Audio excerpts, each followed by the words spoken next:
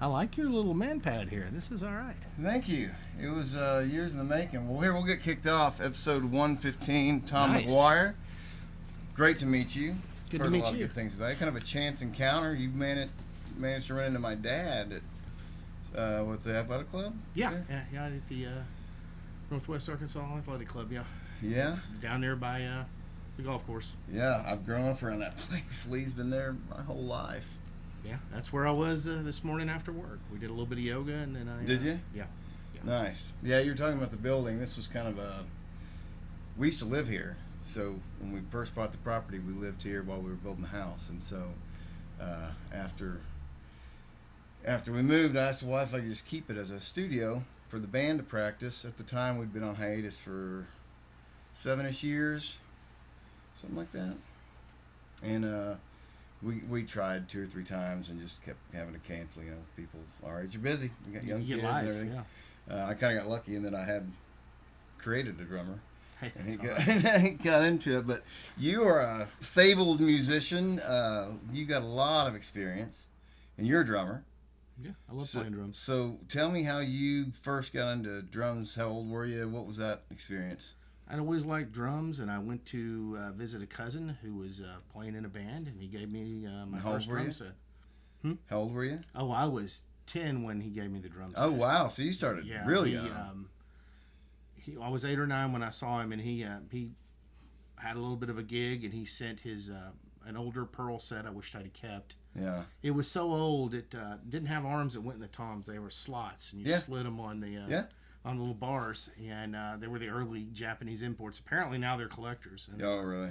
2 different colors because part of his drums have been stole. And, Oh, right. that was in Burnett, Texas, of all places, Okay. outside of Wichita Falls. Wow. And it was. So what pretty made you like? So what year were you born? Oh man, I was born in '68. 68. So this is 78-ish. So what bands were you listening to that got you into drums? Well, I had inherited some records, so I had. You're gonna laugh, but I liked a lot of the Who. Dude, Led that's one of my Zeppelin. got Pete Townsend all Oh over right, this place. yeah. Well, Keith Moon, huge. Yep. John Bonham, huge. Yep. Then I had a Cream album with Frog on it, which is Ginger Baker's solo, and then I heard Moby Dick. Yeah. And then I rented a videotape of Keith Moon, and I thought, man, there's a life plan. Yeah. Right. Yeah, watching the Who. I think it was a documentary where it was talking about how they were just crazy when they were younger, and he impressed me as a personality. Yeah. But I got to play in a high school band and a really good music program in Springdale. I knew a lot of kids that liked the same music. They would.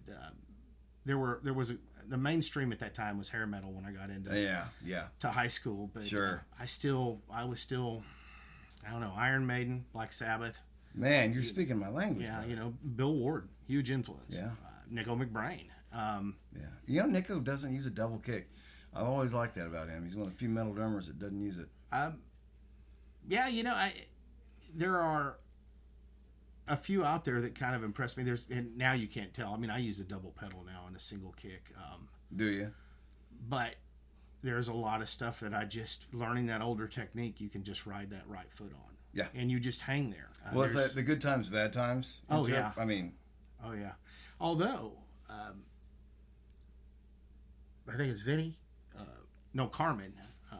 Apsey. Yeah, the brothers. It was in Dio and Black Sabbath for a minute. Yeah, they opened for Vanilla Fudge. Led Zeppelin did, and he had him a deal with Ludwig to give him two bass drums. There's a rare studio video of him miming. They're like on TV, but he could play double bass. He set in with Black Sabbath. Real interesting article about Bill Ward talking about him setting in the studio and just jamming with him because he thought Bill had all the toys.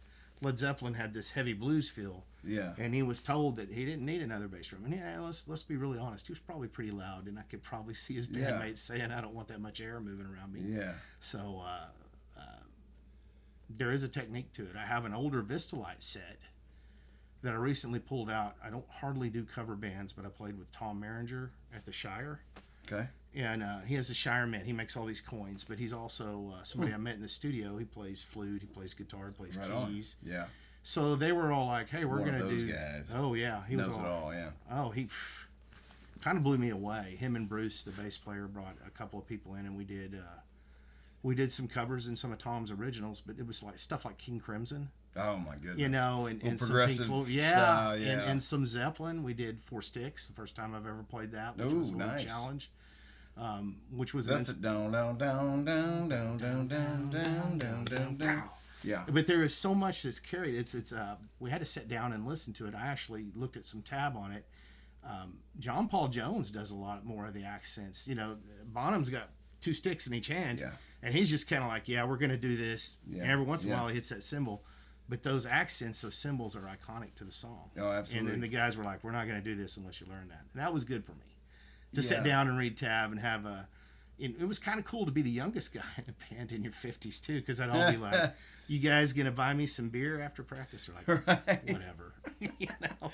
Well, you mentioned a couple of drummers I want to talk about. So Keith Moon, just listening to him over the years, a lot of what he just didn't make sense in a pop sense, you know? Like, it was just so unconventional, which made it so great. You know, during the verses, sometimes he'd just be soloing around, and then the chorus would come, and he'd tighten it into the pocket. Or I was watching Won't Get Fooled Again. We were talking about covering that, so I watched a live version of it. He's got his headphones duct taped to his head. You've probably seen some of those videos. I mean, the dude's an absolute wild man. That's the studio trick. Neil Peart, with the moving pictures, he's got like a bicycle. He was riding, doing cross-country bike. He puts the helmet on so the headphones don't move. Interesting. And then that, I think that may be in one of the videos. There's so many. He was so verbose. You could watch anything he said in an interview or watch him play, just like watching King Moon play, and you'll find something. Yeah. Keith kind of went over and back these drums, and I dig that. He was artful without trying. He had like a choreography going with his drums. Yeah. He kind of felt the music. Bill Ward's the same way. I watched an interview with him, and he's like, I don't know, I just played with what Geezer did on Supernaut. Yeah. I'm like, really? Because if you sat down to listen and play Supernaut as a young drummer, you're like, what the hell? I mean, you're just like, I dig the early Black Sabbath, that bluesy long jams. Yeah, their first, 3-4 records, maybe even 5, because Sabbath Bloody Sabbath was really good too. I think we're in a different part of music. You and I grew up when albums were still for sale. Oh yeah, absolutely. And I'm gonna be honest, the first when I got that first drum set, they stuck me in another part of the house, and I got the big console TV with the radio with the record player. The saving grace was it had an 8-track, so I could buy a lot of used 8-tracks.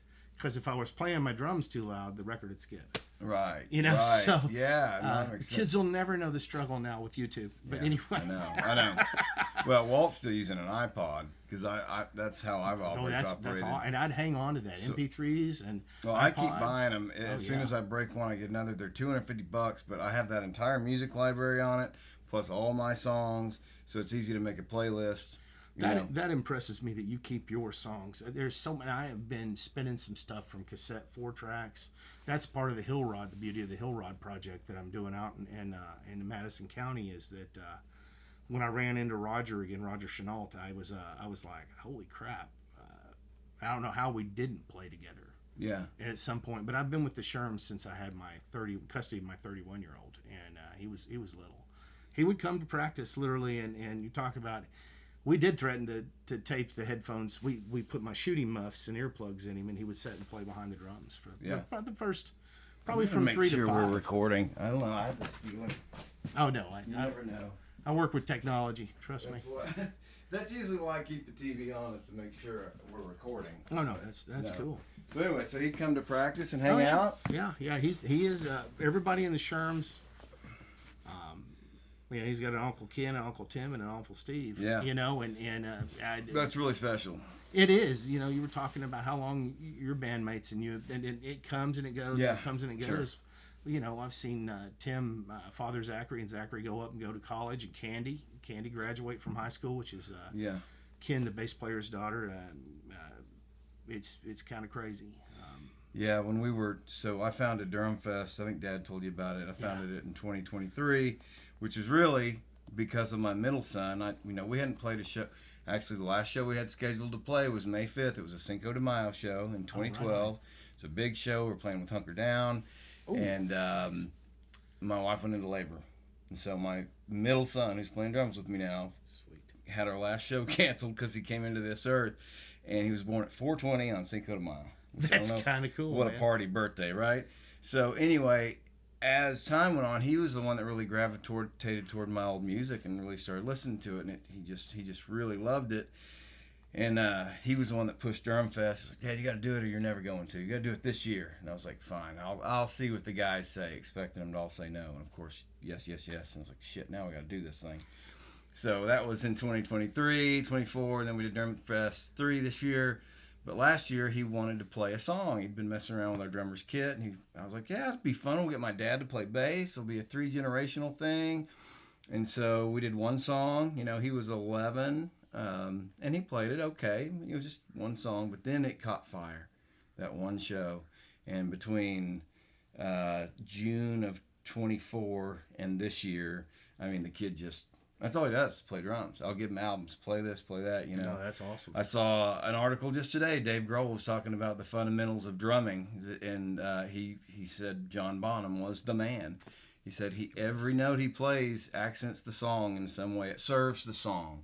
And I'm very much that kind of writer, you know. Everything ought to serve the song. But he kind of grew up listening to my music and my drummer, Gary, and there was a point at which it looked like our drummer might not be able to make the show. We had an issue with a pacemaker, might have had to have surgery, and we were already deep into, you know, planning stages and things. Yeah.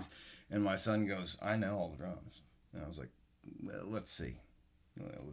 Let's try it. And sure enough, he did. So there was a point where he was actually going to play the show, and our drummer would come out to every practice and work with him. Oh, that's awesome. Yeah, you talk about just he didn't have to come. It's a compliment to your music that he wanted to be there. Well, it was just really special because he can teach him things I can't. I mean, I can play a little, you know. I'm competent enough to get, you know. In fact, me and my drummer switch off on a couple songs. I'll get behind the kid and he'll come sing some stuff. But you know, he's not great on guitar and I'm not great on drums. We pick pretty simple stuff. But when he came out and was working with my son and talking about how to hold your wrists and things like that, just valuable stuff that I don't know anything about.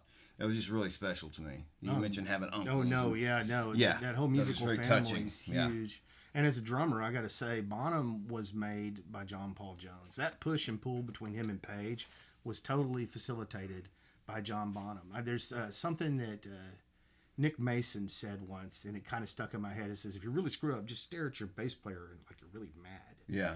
And I thought, yeah, that's because the bass player really does make it. And then I started listening, you know. And in the Sherms, well, we don't have a regular bass seat yet in the Hill Rod project, but in the Sherms, Ken breathes music. He knows that he will right our ship when we go on tangents. Because there are times, the Keith Moon thing. There's, you know, it was the ox that kept him going. John Entwistle.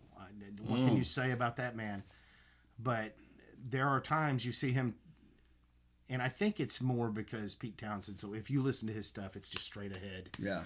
But I think Keith was just all over the place, and I think he would do things. And being a drummer, I would have to agree with this, probably to irritate the guitarist. You think so? Yeah. You've never seen that, have you? No, but right. Yeah. But and that's the interplay in a band. Yeah. But crowds pick that up when a band's that tight to prank each other, to play off each other, to extend, to jam. Yeah. I mean, I've seen Jethro Tull and I love them, but bands that really, really get out there and Blackberry Smoke.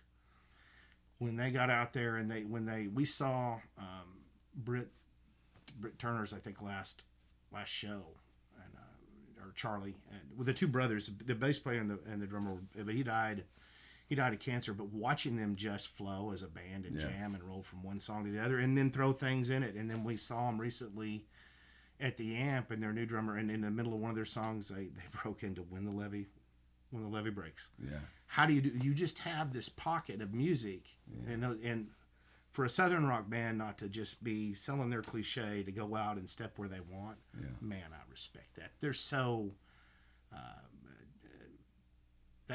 I just really like Blackberry Smoke. Every time I see them, and I've seen them 5 or 6 times. See, I'm not real familiar with them. I need to check them out. They have an album called The Whippoorwill. They have a really cool song called Sunrise in Texas, which is kind of a produced video I like, but it reminds me of my goddaughters, so I really like that video. Yeah. And they just have a really good show. How do you feel about Steve Gorman, Black Crowes? He's one of my favorites. Oh, yeah. Now, did he also played with Cry Love? I don't know. Because I think that's where I was turned on to him, and then he ended up in the Black Crowes. But the Black Crowes are... They're one of my top 5 favorite bands.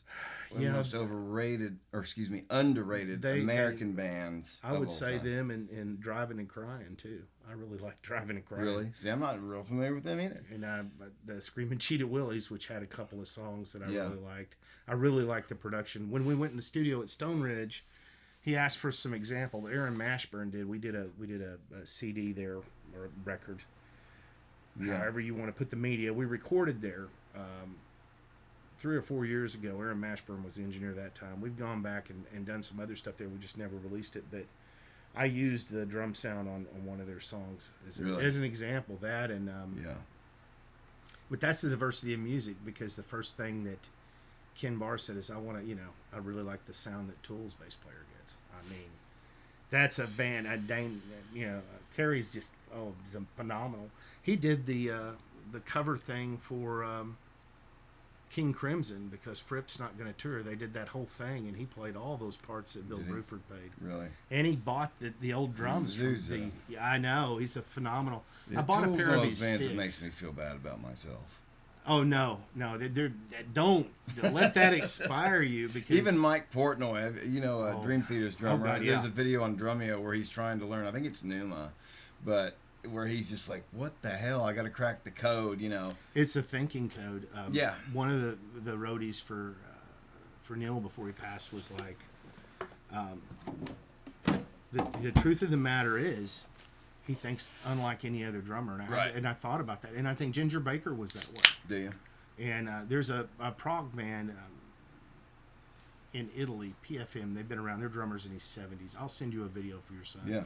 He sings and he plays drums, and he's like this. He's got a book on movement that I would highly recommend. But he flows. He just flows.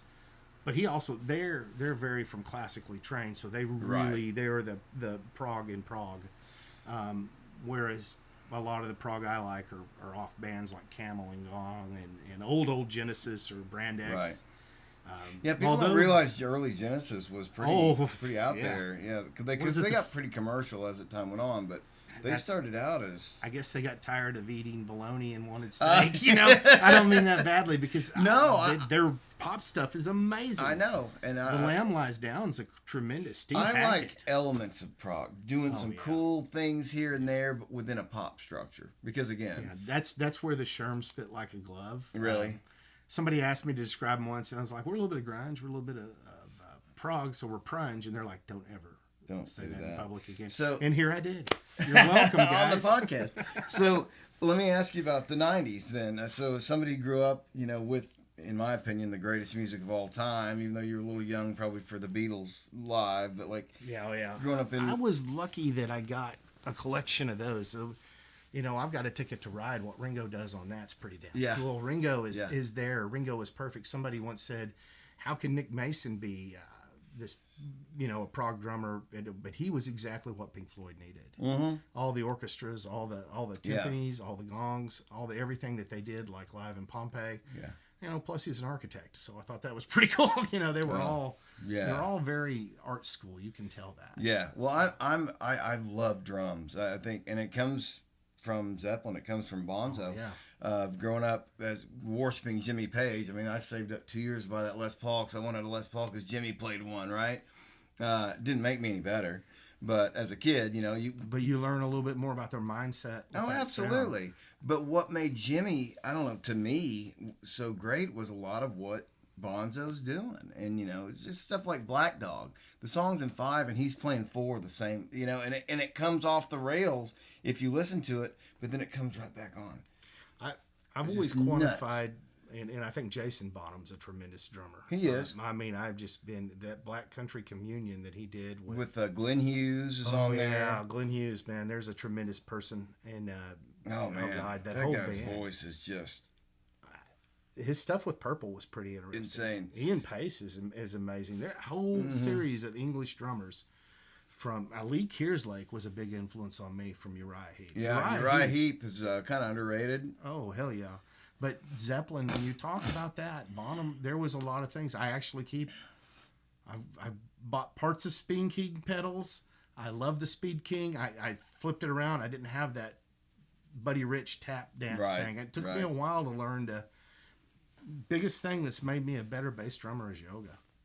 That's wild. Standing on my toes, bending over, staying flexible. Huh. You know, yeah, it makes sense. With a mouth like me, it took a long time to remarry. I need to be flexible and be able to move fast because I sometimes overload my mouth with my wife. That happens. It's guys. But talking about, you grew up 70s and even the 80s had a lot of complex stuff, and then the 90s was almost like a reset. It was very basic. It was a beautiful reset. It was a good, I think it ended up ultimately ruining music in some ways because the labels just started signing up bands that sounded like Nirvana, and but when it first came out, 89 to 94, that 5-year period, what did you think about that stuff coming out as somebody who grew up with 70s, 80s? Boy, again, I kind of went my own way. Man, one of my favorite grunge bands is Son of Slam from Memphis. Really? Had one album. Push is on it. They have a song called Sick that you have to listen on the CD, and it just goes through 10 or 12 tracks and then it plays. And they're just... my kid could recite some of the lyrics. I played it so much in the truck. It was a treasured thing. With them, and I really like Soundgarden, Pearl Jam, Nirvana, of course. I mean, the Foo Fighters came out of the ashes of that tragedy. Yeah. All that's amazing, but I also like the Screaming Trees. Yeah. And I think you're probably right about them commercializing. We're back to our roots. So now we're going to sell you our roots. Yep. But then the whole thing fell apart with Napster and MP3s. Yeah, that was another timing thing that went into it. But to me, the 90s music was much more accessible for a beginner. You could just learn that. It was from the heart. It was at that time. Now it got to where you just didn't have to have any talent to play in a band anymore. No, that's it was like, let's just tune to open. Well, look at AI. There's AI bands that some people think are real. Yeah. There's that whole drama, and that kind of freaks me out because I do use AI at work for coding and for things. Have you used it in a musical capacity at all? No, and actually the thing about I've in thinking you're talking. In the early 90s, I got to go record on 2-inch tape with a on tape. Yeah, and my first studio experience was in Branson, and then we came up here, and that band Dag Moore broke up. Jeff Coleman, I think, plays in Little Rock still. Randy Slag we're not young. He was older. I used to joke in the band and call him Grandfather Rock, and now I got 11 grandkids. But do you really? Yeah. That's awesome. 9 here, 2 are on the way, and one is getting married next month, so there's a spread. Damn. How many kids do you have? We have 5 between us. And you were talking about cool birthdays. Our oldest daughter has one on the 13th, and then when Regina and I got together, our youngest, we have 2 daughters and 3 boys. And I will say this now, and I love my boys. I would help you hide the body, but I'd take the rap for my daughters. My daughters hang the moon. And but one's born on the 13th, one's born on the 16th. But every once in a while, Rebecca's born in October. She gets a Friday the 13th birthday. Ooh, it's not consistent like CK right. Well, yeah, it's like mine's November 22nd, so you get Thanksgiving every few years. Oh, yeah. Well, yeah, that's kind of cool. Yeah. But I do remember recording down there. It was the sound guy had came from Nashville Brass, and he worked at one of the shows. And the investor in the club was I can't remember who did the streak, was his drummer. And so we played in there and we did some stuff. Deaf American didn't like it. Randy had a connection to CBS Records. He has blind fret music. You can get that on Bandcamp. He's still playing a Les Paul, sounding like he was raised on Uriah Heep and Led Zeppelin, and I love every bit of it. Has a song called Black Sun or Red Sun Rising from a little collaboration he did.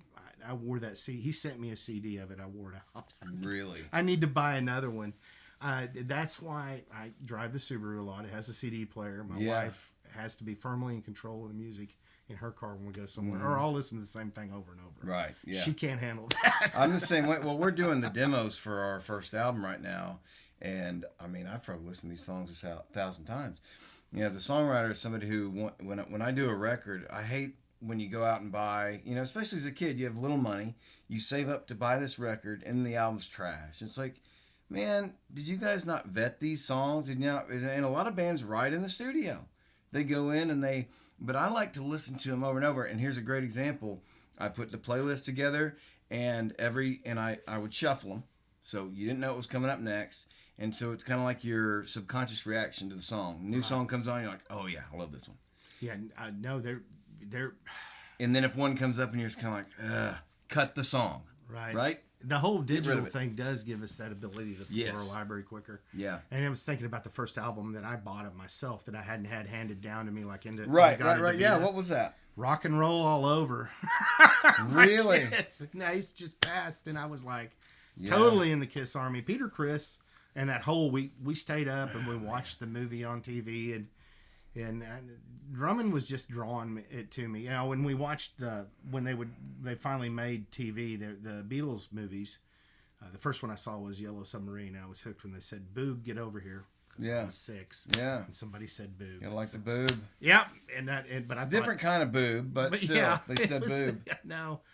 And I don't know. As a kid, I just thought they were the coolest thing ever. But getting back to your actual thing with grunge, music got back to its roots. Yeah, I agree. And it wasn't just, but I just wanted to point out that I really did like Son of Slim, Screaming Trees, even punk stuff. I mean, yeah, there's a lot of good punk stuff in the 90s that actually, I just, a resurgence of that. Yeah, I think punk got oversold and underplayed. And every once in a while in the Sherms, we have a song called Railroad Tracks, which is very punkish. Yeah. And it's loud and it's fast, and we need to put it at the end of the set, or we're gonna speed every other song. Yeah, no, Steve and I will just once you get in that zone. Well, you mentioned Nirvana, Soundgarden. You also had Pearl Jam, which to me, Pearl Jam sounded like they could have fit right in the 70s. They could. Well, you know, they actually encore a lot with some Who tunes or something. Oh, you know, absolutely, yeah. And they cover a lot of Neil Young. Yeah, I was fixing to say the godfather of grunge right there. Yeah. Wow. Yeah, he's Rockin' in the Free World was one of the few covers we did in Dag More. Really? Yeah, we would come out and I'm trying to, and if Jeff or Randy probably they might remember better, but I think we came out with Run from Pink Floyd, and we bled it into some other songs, actually some Nirvana. Smells Like Teen Spirit, and then we just rolled through, and then we came into an original. But yeah, the whole grunge was just, it would have fit. Pearl Jam would have fit then. But we did Rockin' in the Free World. Nice. That's a fun one. And then we also did I Won't Get Fooled Again with the keyboard and the drum solo. And at that time I had a Cage. I had one of the early Gibraltar Tears, which is Candy's now, because Ken has a drum set at home. He's multi-talented, so I'm like, hey, Tim's tired of tripping over this box. Right. You know, and now I'm back to a half with my Gretsch set. And you playing Gretsch? I play Gretsch. Nice. I own the Vistalite Vistalite Ludwig's, which last time I said I played it at Shirefest because we were playing Zeppelin. Yeah. It's it's clear like Bonham's, but it's a jazz size set. How many kits do you have? I have 3. And I will say this to Regina, I love you, baby. I have a few other drums too, and I have a hang drum that I like to play that I've got a video up on the Sherms which is they're convex rather than concave. They're like a steel drum. I have a bunch of Asonga, congas, things like that. Mickey Hart. You know, this is gonna go totally left field to where you think but I really like the drumming of the Grateful Dead. Him and Phil get out there, and they had that thing in the middle, and they would do this big drum thing with Japanese temple drums and all this. The world of percussion was theirs. Whatever you think of the Dead, I was glad to have seen them once. I was glad that that's cool. I read Mickey Hart's book. I would recommend your son read that. A Bull Roars. I didn't even know what a bull roar was. What is the book about? Like, it's just about world percussion. He's got 3 of his own albums. I highly recommend, like Silent Running, Cougar, this, and all this kind of nature stuff. But it's all percussionist and him just doing percussion albums. Interesting. And those kind of guys are what keep you rooted. I would say, like Matt Cameron, though. I mean, when I think about him, oh my God, his work drummer. with Soundgarden specifically. Now, once he went to Pearl Jam, what I want to talk about Soundgarden, because Soundgarden had two things that I thought were cool as shit: odd time signatures. Yes. They used a lot, but not like a Tool where it was kind of dependent on it. It was just they use it in it was cool right ways. for the song. It's right for the song, and then B, their odd tunings. Yes. Which was a fucking cluster as a child. You're trying to learn these songs. It's like, oh God, this is an open tuning. I can have 19 guitars just to play this one album. I think Fell on Black Days is like one of the only songs on Super Unknown that's in standard tuning. Right. But everything else is in some open. But it sounded so cool. It was so different because the way the strings. I think they were a true part of the Seattle sound that Primus gets a little Primus. Yeah. Primus gets a lot of that. That they were like, this instrument can make 3 million sounds, and I'm going to get 2 million in my lifetime. Yeah. But these guys were in their 20s, drinking scotch, and made, in my opinion, the greatest record since the Zeppelin era in Super Unknown. I totally agree with you there. I think there are... That in the grunge era, their Zeppelins and their own Black Sabbaths. There are their own Who's. I think Alice in Chains is one of the greatest. I mean, short-lived, but from what the output they had, I mean, just in those 3 albums before, and you could even tell in the third album, Lane was deep into the throes of heroin. He was, his first 2 albums, he's aggressive. He's really hitting it. And that third one, he just sounded like he was doing it from a chair. Songs were still good, but you could tell that he was. Well, you can kind of tell, I think, in a band's career when they've been overran on the road or they've been over-contracted. Yeah. I would say over-contracted. That overexposed. Yeah, and maybe overstaged. You're going to wear these clothes. You're going to stand here.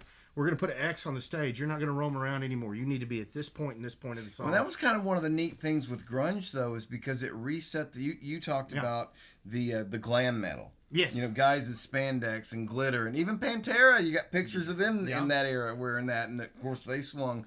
But these guys, I remember, did you remember the movie Hype? It was a documentary of the grunge scene. Sub Pop Records, I think, might have put it out or was involved in it. But it basically kind of went back to the beginning of Sub Pop and up through the huge commercialism.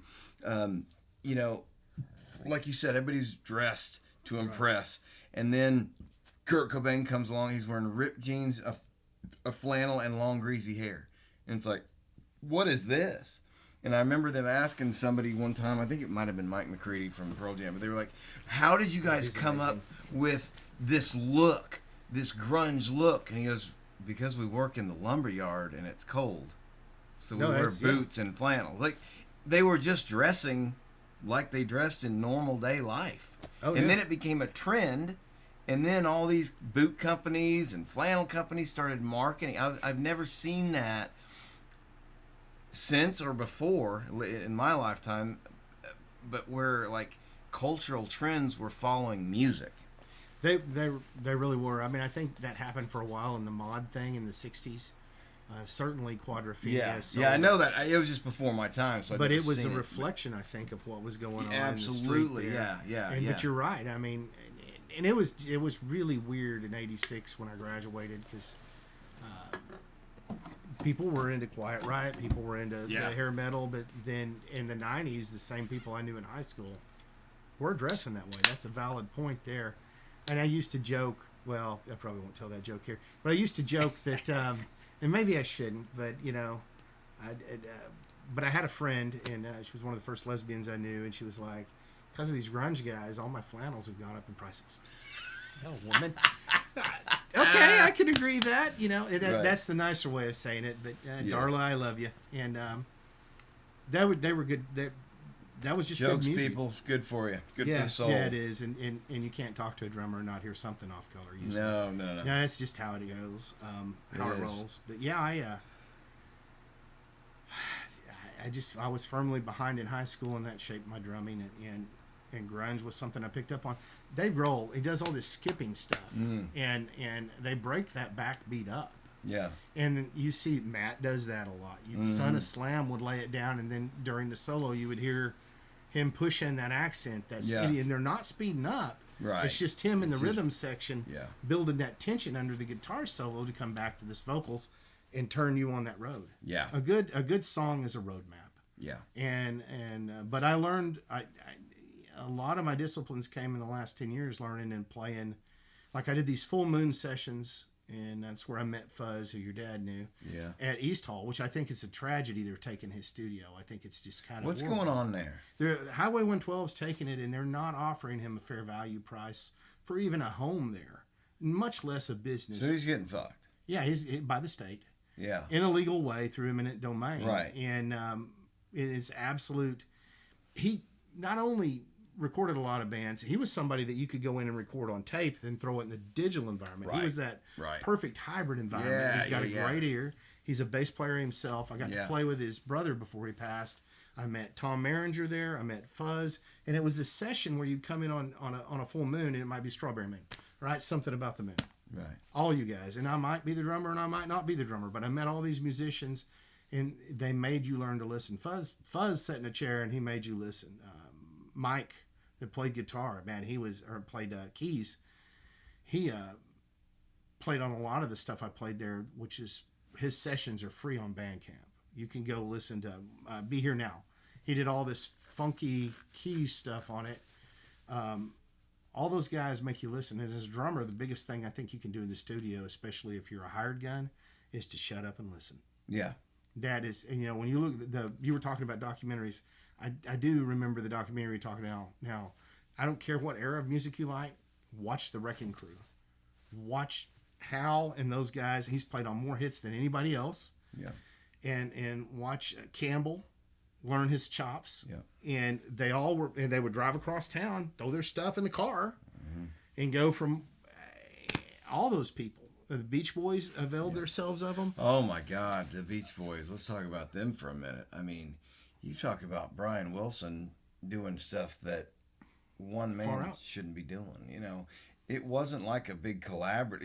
Lennon and McCartney worked together early on, and then they kind of they still put both their names on it. But you could tell who was writing what in the White Album years. Right. But early on, you had basically the two best songwriters in the world competing friendly. I got to write something better than John, right? Could you imagine that friendly competition having that? Push and pull? Yes. Oh, yeah.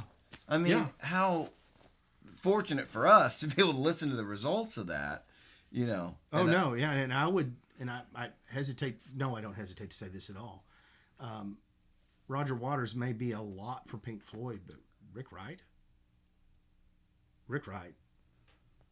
was a big part of Pink Floyd. Yeah. And here I am, and the natural enemy of all drummers or keyboardists. No, I'm just kidding. But, and I say this, and I almost bought a Moog board the other day. I play a little bit of keys. There's actually a song that we do in Hillrod called Slit Wrist that I play a glockenspiel at the beginning of. Really? Yeah, because, going through percussion, you learn how to play a piano. And there's beauty to be able to make a chord. You can take two toms and you can hit them and you can make a different pitch. Yeah. You can grace note one and make a super flam. Darren Novotny once told me that one of the things that he thought was neat about double bass was that you could do a grace note on one and hit really hard on the left or the right. And then you're doing these flams. And you learn to do that fast. It sounds like a machine gun. Yeah. Walter does that on a new song where I was like, how are you hitting all four notes? He's like, I'm just doing a flam in the middle. Oh, yeah. That flam and the Rademachew are the underrated rudiments of the drummer.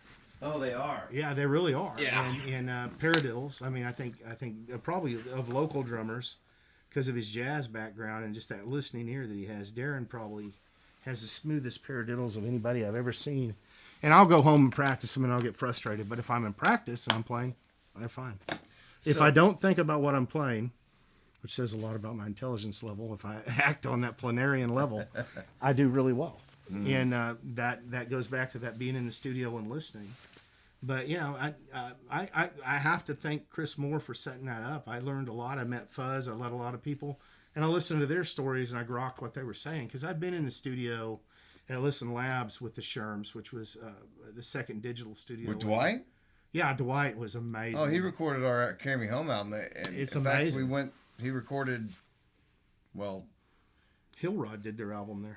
Really? Yeah, it's lost that he's gone. I don't know music. I don't know how to read, write music, anything like that. I grew up totally, pretty much self-taught, and so to go in and just be able to describe a sound to Dwight, he knew exactly what I was talking about.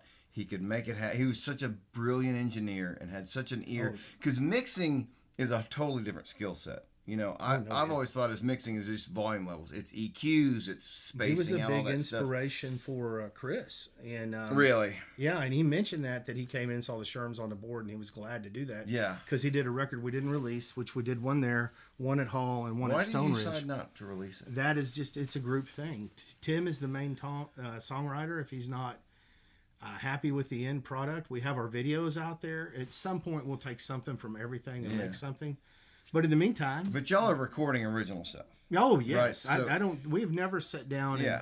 And maybe if we live stream our Facebook, you'll hear us cover a few things. And, right. And Ken will sing those. And I think if we had to play all day, we could probably play 5 covers together. So how many original albums have you recorded? With the Sherms, 3. I've got this project with Hillrod, and I've done the Full Moon things. With Ken Barr in a previous project, while Tim and Steve were in LA, we went to Florida with a friend of ours named Eli, and we recorded a Sister Misery project, which we didn't release, which was only a 5-song EP. Yeah. But it's the only EP that I have a song called Meat Grinder I wrote about. I'd laid the keys down, and I'd written it the first time I was married.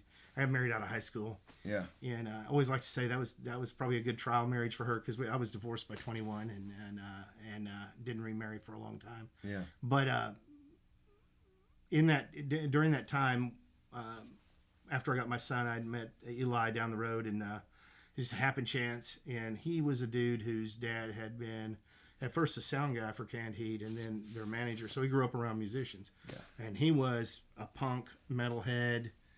You know, he'd listen to Collective Soul, which is a band. I love Collective Soul. Collective Soul cannot be overstated to me. The way Ed Roland produces his own music, too. One of the few 90s guys that produce their own stuff. From top to bottom. And when I write music, I don't think... Because if you have 2 guitars, right?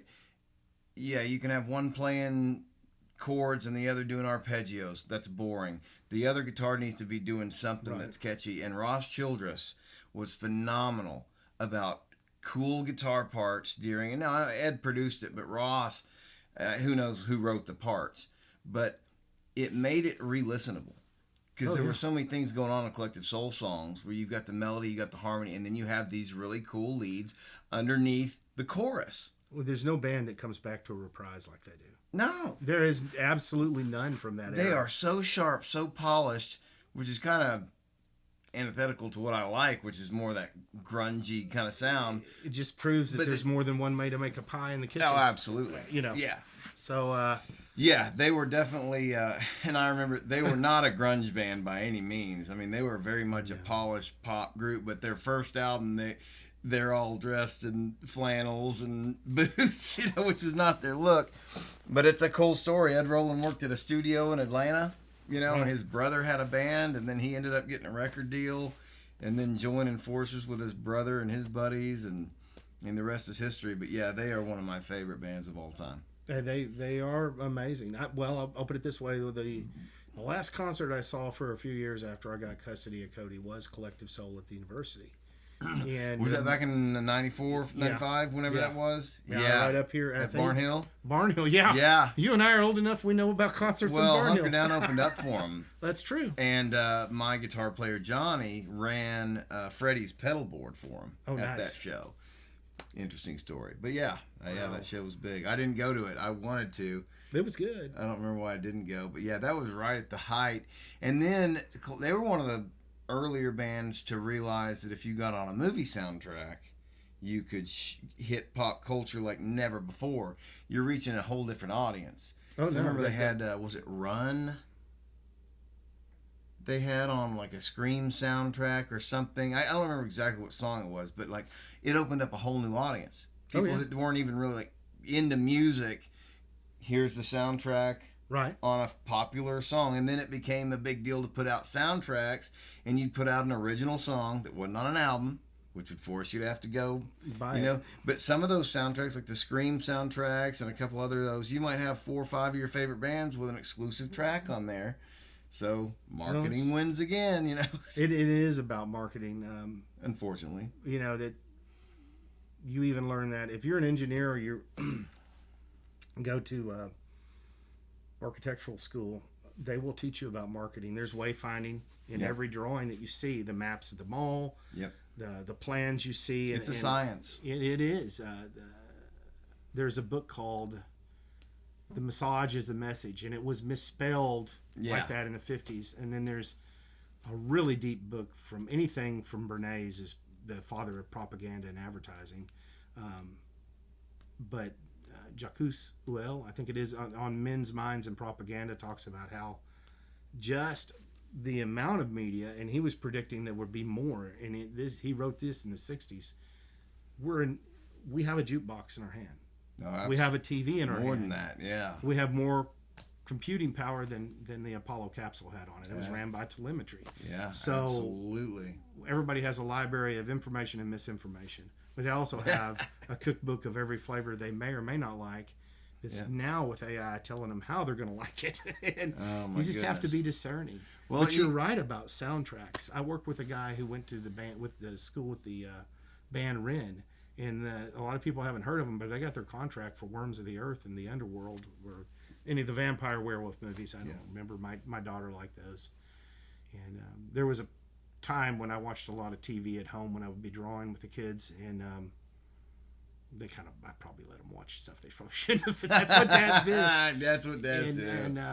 And she was really into the vampire werewolf thing. It's hard to, she went from when I met her mom to I'm going to be a cop in the Air Force to a hairdresser with more ink than all my bands to put together. So on her arms, and she's got a beautiful life. So good for her. Right on. Every one of the kids are unique. But all that media she absorbed and I absorbed. And I can recall it, which is pretty good for my age. But and different generations consume different media. Oh yeah, you got your demographics. There's overlaps. There's overlays. She was my Shakespeare reader too, which kind of really. She liked the MAGA stuff, and then she was like, I like Shakespeare. Okay, interesting. And the only reason I took Shakespeare in high school is because we had a teacher. That was hot. England. Yeah, she was hot. That's I knew. I'm sure Jimmy Saunders will remember that. He was a singer that was around here for a while. I knew where you were going. And Vagrant and a couple other bands like that. And he's in Florida now. He still records. Yeah. The ability to record at home what you're doing is really cool. Well, it's not great quality. I've only got, we just got a bigger interface, but I've been just using a 2-channel interface. You want to talk about quality? We're going to step back, and I hope you come out there. I do, and I want to get into that too. Yeah. Yeah, I was just going to say we're gonna go to a tape medium, either 1-inch or 2-inch. We're going to try to use the board, and I'll do all my drum tracks and be on one track. Yeah. He has a DW set that's phenomenal. Yeah. And so we're going to use 3-pin mics overhead, one behind because there's the gong and the glock and spill. Yeah. There will be no more percussive instruments because we can't fit in that corner. Yeah. And the bass drum and the snare. And we're going to try to have the level set, throw that in, and I'll track and he'll track. Well, that's awesome, and I want to get into all that because, like, right now I'm just set up to do demos because my setup was for a podcast. Right. Guest mic and my mic. And so then just kind of the natural way was we'd mic his kit and we'd mic my amp. And so we would just set up these, and this is where I'm going with this also. So we would basically just record the arrangement of the song. Just rhythm guitar, vocals, and drums. And these are off songs that, because back in the day, when I was with Durham, I would just play the song live to the band because I like to arrange a song with the drummer. Right. I'm so into drum, and I really want to get that close to the accents, the dynamics, right? Well, all on that behalf stuff. of drummers in Arkansas, we thank you because we like to be thought of. Well, no, I don't want to present a song to a band until I've worked with the drummer on it because the syncopation, that stuff you're thinking huge. about. And unfortunately, back then, we had to do that during band practice, so it was very time consuming. And so the blessing of having Walter here is that we can just run the songs over and over, do 8, 9 takes, and do it a little bit differently. But again, we've only got the 2 mics, and so what we've been doing is recording overhead and then overdubbing on that. So obviously you have no control post mix of your drums or your guitar. I've got a new mixer, or excuse me, a new interface, so I want to be able to channel all that stuff, have better control. But you know, I'm a writer, so that's what I do. So since we stopped playing in 2012 to 2023, I've got 9, 10 albums worth of material that's been very well vetted, listened to over and over. And so we're going back, and so what we're doing is we're going back to where we stopped, where I left off with Durham, and we're either working those up or we're working up new stuff. So like we're kind of going back and forth. Here's an old one, here's a new one, and it's weird. It's like you're living in 2 timelines. Because I wrote those songs for that band with that personnel, right? And so we had a shredder, right? So I'm like, okay, that lead, that's gonna be right there. He'll be there. He's good. Yeah. Well, my dad's playing in the band now. Neither of us are shredders, so it's like, well, now you have to think about how to structure the leads differently, be more creative, use more, maybe a little bit longer guitar, for those, you know. But so my question to you is that all that being said and done, have changed our ways of working now. Or Walter and I record the song, then we can send it to my dad and our bass player. They can work on their parts. What is your songwriting process like? It's different with each. Well, I'll do the Sherms, then I'll do Hill Rod, and then I'll talk about some different studio stuff I did. Because I went to Melody. And I'll mention that because that was the last time that I did any tape.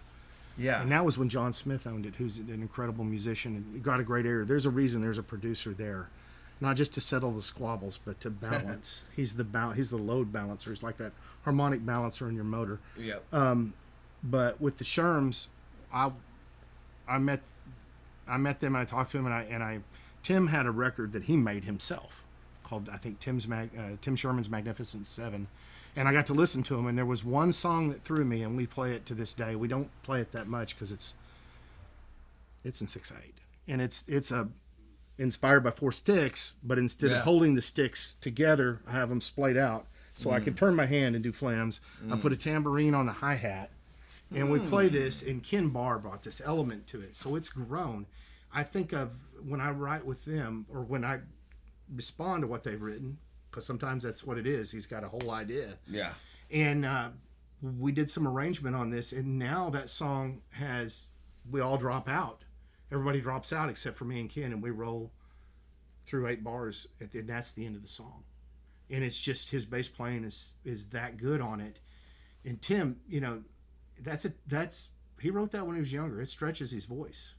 And hence the yoga for me to still play. I'm not gonna lie, but your vocal cords are a physical instrument too, and he makes it happen. I've learned that. And he's playing and singing that. That's what's phenomenal to me. And then his brother plays some really ethereal stuff, and then sometimes he just joins us in some good old fashioned volume swells at the end of it. And so it's still wide open enough to paint on that canvas. But the structure is there, and it's evolved. But so does he generally bring in the structure already? A lot, like Stuck to Me, which I think is a great song. Collaboration on the arrangements. He'll write like you for the people in his band. Sure, he kind of knows. So after you've done 4 or 5 songs, just like the Beatles, they'd show up. But where they were hamstrung was they had somebody after their manager died saying, "No, this is what I need of you." And I think that's the hamstring of a contract versus... Is that Brian Epstein? Yeah, the whole thing. Yeah, when he died, they went to hell. They did, personally, and that's a different era, too. I mean, we went, we were talking about grunge. America totally changed. We became a digital nation. Yeah. And we were getting rid of manufacturing. I mean, I can turn around in old factories along the highways around here, Superior Wheels Gun, all these good-paying jobs. All of them. And... I think that's sometimes reflective in our music.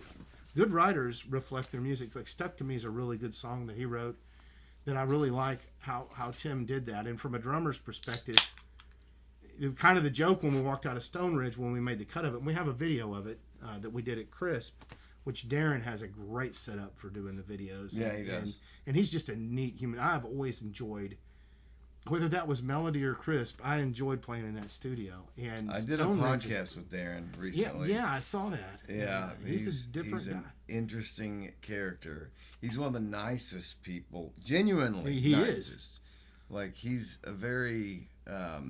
he also likes Saxon, so that makes me love him because right? I love Saxon. You don't trust anyone who doesn't like Saxon. That's true. That's a prerequisite. No, but I think we're gonna try and do a little bit. I want Walter to have some different recording experiences. That would be a great what's it like studio. to do it yourself? What's it like to do it in a real studio? With an engineer and all that. And then eventually, I want to be able, especially because we have so many songs. Oh yeah. Like albums and albums worth between old stuff and we're, I didn't write a ton in that span when I wasn't playing with a band because there was no need. It was like it's just going to go on a hard drive and sit for years. Well, thank God I did write it because now and it wasn't as much, but I'm finding that now that I'm regularly in a band and I know that this song has a chance of having some life into it, I'm writing 800% more than I was in that 12-year span. Because I'm in a band now, I can show it to somebody. Otherwise, it was just going in a folder on iTunes, and so I think that is the whole thing. I was talking about my friend Jimmy Saunders. He collaborates with people. So does I don't know if you know Perry Oxier. He's in Fayetteville. He plays with some other people. I mean, they do things in the home studio and they send it over. So there's a whole new world for us in that digital environment. Absolutely. But I think the thing that I come back that I love hearing from you is it is the interplay with those musicians, because it definitely is in both Hillrod and in the Sherms. The Sherms are very interesting with their roots from punk and alternative. Yeah. Alternative is a bigger. Well, yeah. What does that mean anymore? Yeah. Yeah. But then I listen to. If you were looking at my playlist, just listening to what I listened to at work on YouTube, I was listening to Sword the other day, which I really like. They've got a song called Freya that I really love, and there's a band, there's an alt band called Strung Like a Horse I really like, and so every once in a while they'll end up in my playlist, and then there's just so much out there. Why not be a part of it? Why not put part of you out there? Well, I think Mike Portnoy actually said this. He said back in the 90s there were thousands of bands making millions of dollars. Now there's millions of bands making thousands of dollars, right? It's like a saturated market, but you can do it on your own. Yes. And right now my goal is to just get the demo, because I can tell you how many times I've gone into the studio, you think you've got it down, you're tight, you get it recorded, and then it's like, well, I'm hearing this here, I'm hearing this here. And so now you're doing overdubs on the clock. And so my goal is with this to have every part on every single thing done. You've got a template. You've vetted those parts. Like we have definitely, in the different outfits I've been in, we've gone to the studio too early. And you were talking about different experiences. Yeah. And so I was talking a little bit about, I probably digress from my own plan. That's what I usually do. At least you're consistent. Yeah, I'm consistently that driver that's adjusting everything, and he's not really drunk, but he's doing this. That's how my drumming is too. Ask the guys. But when we went to Hall as an outfit, East Hall, we were pretty well rehearsed, and he made us run it several times. He threw that on the tape. He let the tape set, and he threw it in the digital environment. I think he was using SoundForge then, which I think Reaper's pretty. I think it's Reaper. That I've got downloaded on one of my PCs, and I'm probably Reaper's good. I used it for a short time. I'm gonna probably use it to mix some stuff I'm spinning from. I have old 4-tracks on cassette and a bunch of stuff that Rogers inspired me to do. We were listening to some stuff that I threw on my phone at Hillrod, a song called "The Observer" that was really. So I'm gonna pin some lyrics and see what he thinks about that. But it is that interplay. Yes. But you have to have what you're going to play with when you go to the studio, because you are paying. Yes. And you need to be consistent. Oh, man. And I'm going to tell you, I took my Gretchen for the first time into that studio. And Listen Labs was the last time I recorded with the Vista line. You talk about an engineer knowing stuff. Yes. Same thing that I've seen Darren and Chris and Dwight do. Chris actually knows his mic so well. He keeps a little string, and he'll measure for a certain. And that whole thing, if you'll kick back and you've got your set the way you want it, they'll make it go. I can't say enough about Stone Ridge. Last time we recorded there, he had a studio set, and he had a Gretsch the first time we went in, but this time I brought in just my toms, and I used his Virgin bass drum. I think it was a Rain. Oh my God, it was beautiful. But I brought my rack in, and I was able to set everything, and we were done. But Boz, the engineer, him and Nathan knew exactly that sound is good. And here's the other side of that. You can throw down some really good tracks, and they can be overmixed. They can be touched by an engineer. Always save your originals. And as far as the drummer end, once your part's done, just sit back and listen. Yeah. Sit back and listen and offer. Well, I've been trying to get Walter more involved in the, like, because me and my dad are working on the overdubs together. Right. Like, on the parts and stuff, because that's very important.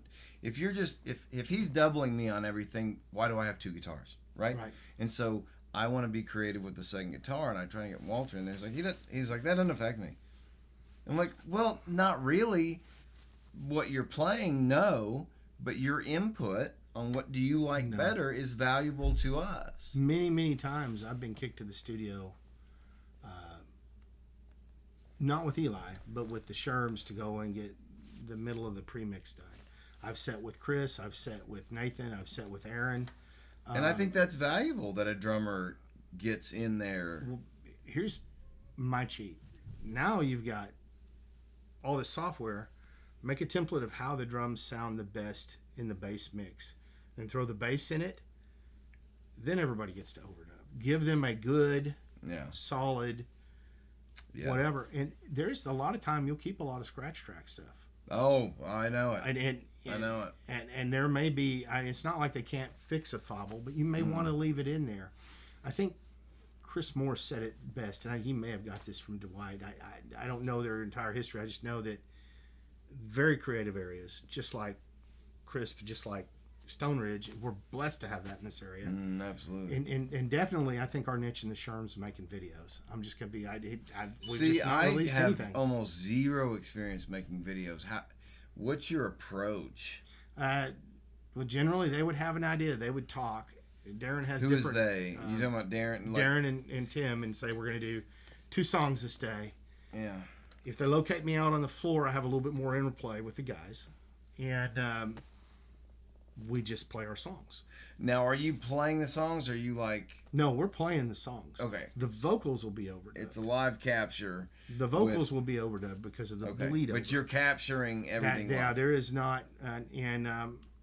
there's a couple of times because of volume levels that he's put me in a booth, and that's great too. Yeah. Because I have a camera here, and you see me on the big camera. Yeah. And he mixes all that. Once he mixes the sound the way he wants, he starts grabbing from the timestamp, and he does the video. So you're getting a lot there.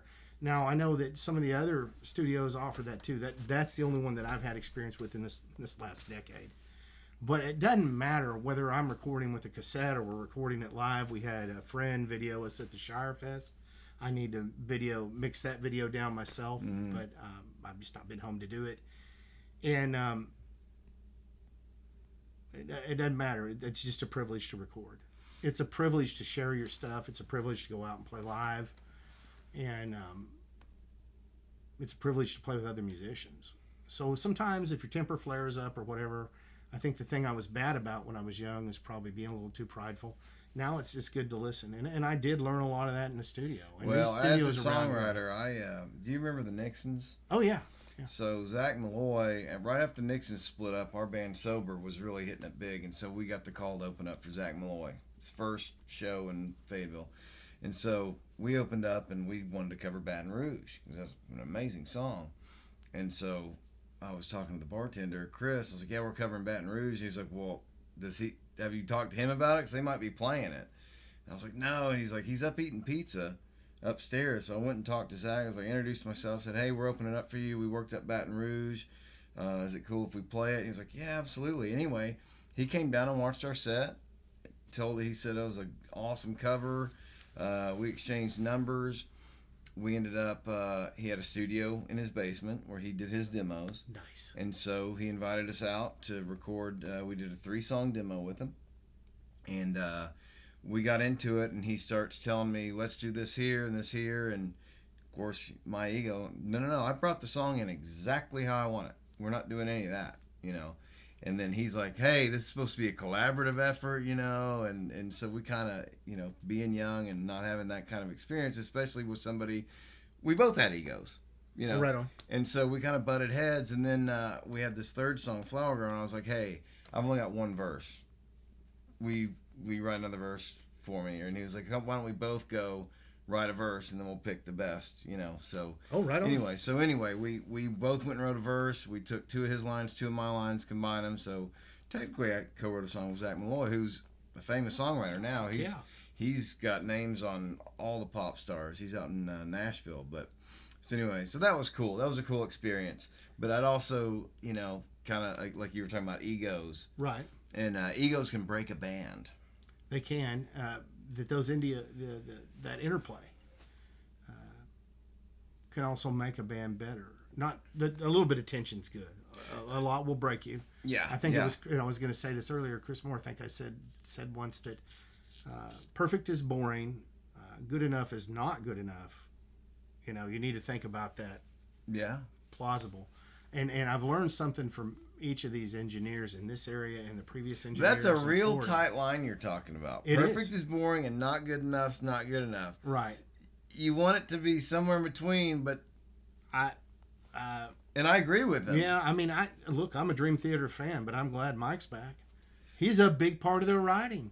Dude, I don't know exactly the details of why he got left, and maybe you can inform me, but all I know is he goes to do an album and a tour with Dream Theater, or excuse me, with Avenged Sevenfold. Right. And then he's not welcomed back. Well, do you know the inner workings between... I think what it was is that he wanted some time off the road. He was going to do that short finish contract for them. Yeah. Because their drummer died. Yep. And then he wanted to spend some time at home. And that is always the conundrum. If you read any of Neil's books, and I would recommend this to anybody, like his book. Neil Peart? Yeah. You know, he wrote all these books. No, I didn't know he wrote Yeah, books. you know, he had a common law wife that he had a daughter with. And during their hiatus, she went to go off to school, to college. And she rode off, and then a Mountie came up and said she ran off the road and died. Then his wife got cancer, and he left the band. And he was despondent. And so he turned to a typewriter that he had bought in Little Rock, Arkansas. And he started writing his books, and he just rode on his motorcycle. He rode his motorcycle from Toronto to Patagonia, just to Argentina. I mean, he rode, and he had friends send him books, and he would read, and he kind of healed himself. But his regrets in those, the biggest thing that happened when he died isn't that we lost a great drummer. His daughter lost a dad. Yeah. In the scheme of things, that's really what it's about. Could you put that into words? He put it into words like that. But they put a lot of things in music. Xanadu, I mean, I was joking. I sent a meme to a friend. It's 2 people yelling. There's the lady yelling at the cat, and the cat's going, Rush. And the other one's going, you know, Xanadu. What was her name? The pop stars yelling, oh, God, she died recently. Fuck, I don't know. Yeah, I'm losing my mind. But anyway, it's pretty funny. But all those things, I mean, he was a writer, and you can read in his heart of hearts, and their music just changed at that point. When they came back, and they did Vapor Trails, and they did all this stuff. Was that the first one they did after he came back? Yeah. That was in the 90s, wasn't it? Or was it early 2000s? Oh, was it early 2000s? I think they may have remixed Vapor Trails. I may be getting... Okay. But yeah, you can tell their whole approach to music had changed. But I mean, in the end, the biggest loss is that she lost her dad. He had a child. He had a second life. Nobody gets that kind of chance. Yeah. And, you know, and he's in his 60s when he retires. Yeah.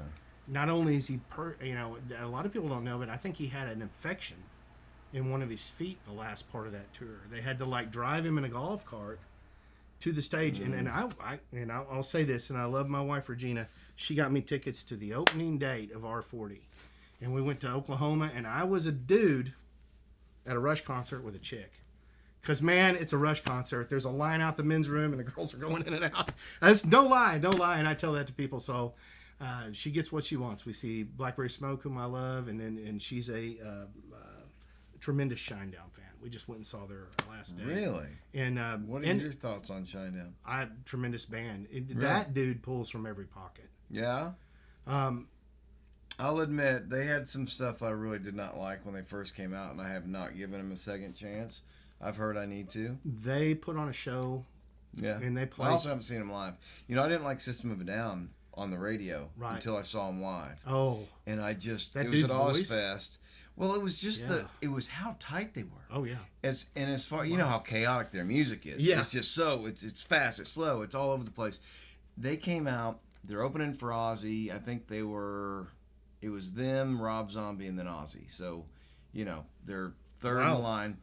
And they came out, I think they played a 30-minute set, but there was no talking. They played one after the other. Just bam, bam, bam, bam, bam, bam, bam, bam, bam. Oh, wow, it sounds like Faith No More. They rolled through songs. Right.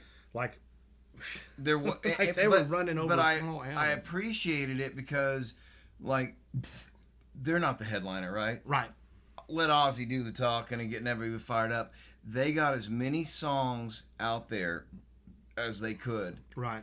And I went, as soon as we left, we went to Best Buy, and I bought Toxicity because of the way they did. The only thing he said, Serge, during the entire show, there was no talking. There was a helicopter overhead, and right as the next song was starting, he said, "Your government is watching you." And other than that, they just came on, they kicked ass, and then they left. And it blew me away. And I was like, that was the most incredible live show. So what are the bands that have... I mean, I'm going to ask you a question. What are the bands live that have really grabbed your gut besides them? Honestly, that was the best live show I've ever seen. And I've got some moments that were powerful. I remember Dimebag Darrell had gotten shot, and we had tickets to see Black Label Society within a few months of that happening. And, you know, Dime and Zach were great friends. Well, Dime had gotten Zach Dime played that V Washburn. Oh, right on. He had gotten one of those with the bullseye on it. Right. And made it for Zach. And so Zach, and you know what Zach looks like now. He looks like a fucking Viking. He does. So he, here he is up here, giant beard, muscles ripped out, I love his coffee ads. And yeah, he's done with the booze now. But anyway, he comes out there and he's talking about how Dimebag had got this guitar made for him, and then he wrote the song Cry Me a River, and the dude is he's crying, legitimately crying. Like, this was no virtuous bullshit. Like, he was talking about his friend, and from the heart, you see this Viking shedding tears over his buddy, and like the whole crowd was just, because Dimebag was such a loss. It was. And to be that way on stage, your brother's drumming, he sees it. I mean, it was just a tragic. The whole Pantera outro, the way that fell out, it was just awful. It was. Phil was an asshole. He was doing.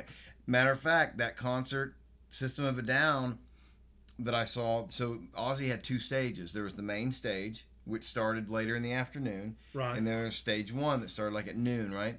Well, this was in August. Well, the headliner of the first stage was Down, the band Down, which is fronted by Phil Anselmo from Pantera. It was this kind of side project when they were kind of in between Southern Trendkill and what was the last one they did? Reinventing the Steel. He was kind of, I think he'd done some Down stuff before. Anyway, it was him and Rex Brown from Pantera, and they had a couple other guys. Anyway, they come on stage. They're headlining the first stage, and he starts bitching about how hot it is, and he wants a joint, and so all these people throw joints up there, and he just literally sits there and smokes one with the drummer. Like, everybody's out there waiting, and then they play a couple of songs. Then he starts bitching about how hot it is, and somebody yells at him, and he says, "Fuck this shit," throws the mic down and walks off stage. Yeah.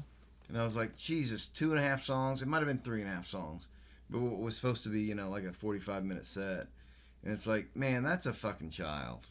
That is a spoiled ass motherfucker, and it really disappointed me, because Phil was one of my heroes growing up. It was like, this guy's just fuck the system, and he writes from the heart. He writes shit that, he talked about child, like sexual trauma as a child and stuff that you just didn't hear that in music before. No, and music should be the gateway to the soul. It's just like Absolutely. writing. That's why I mentioned Neil and the whole thing. And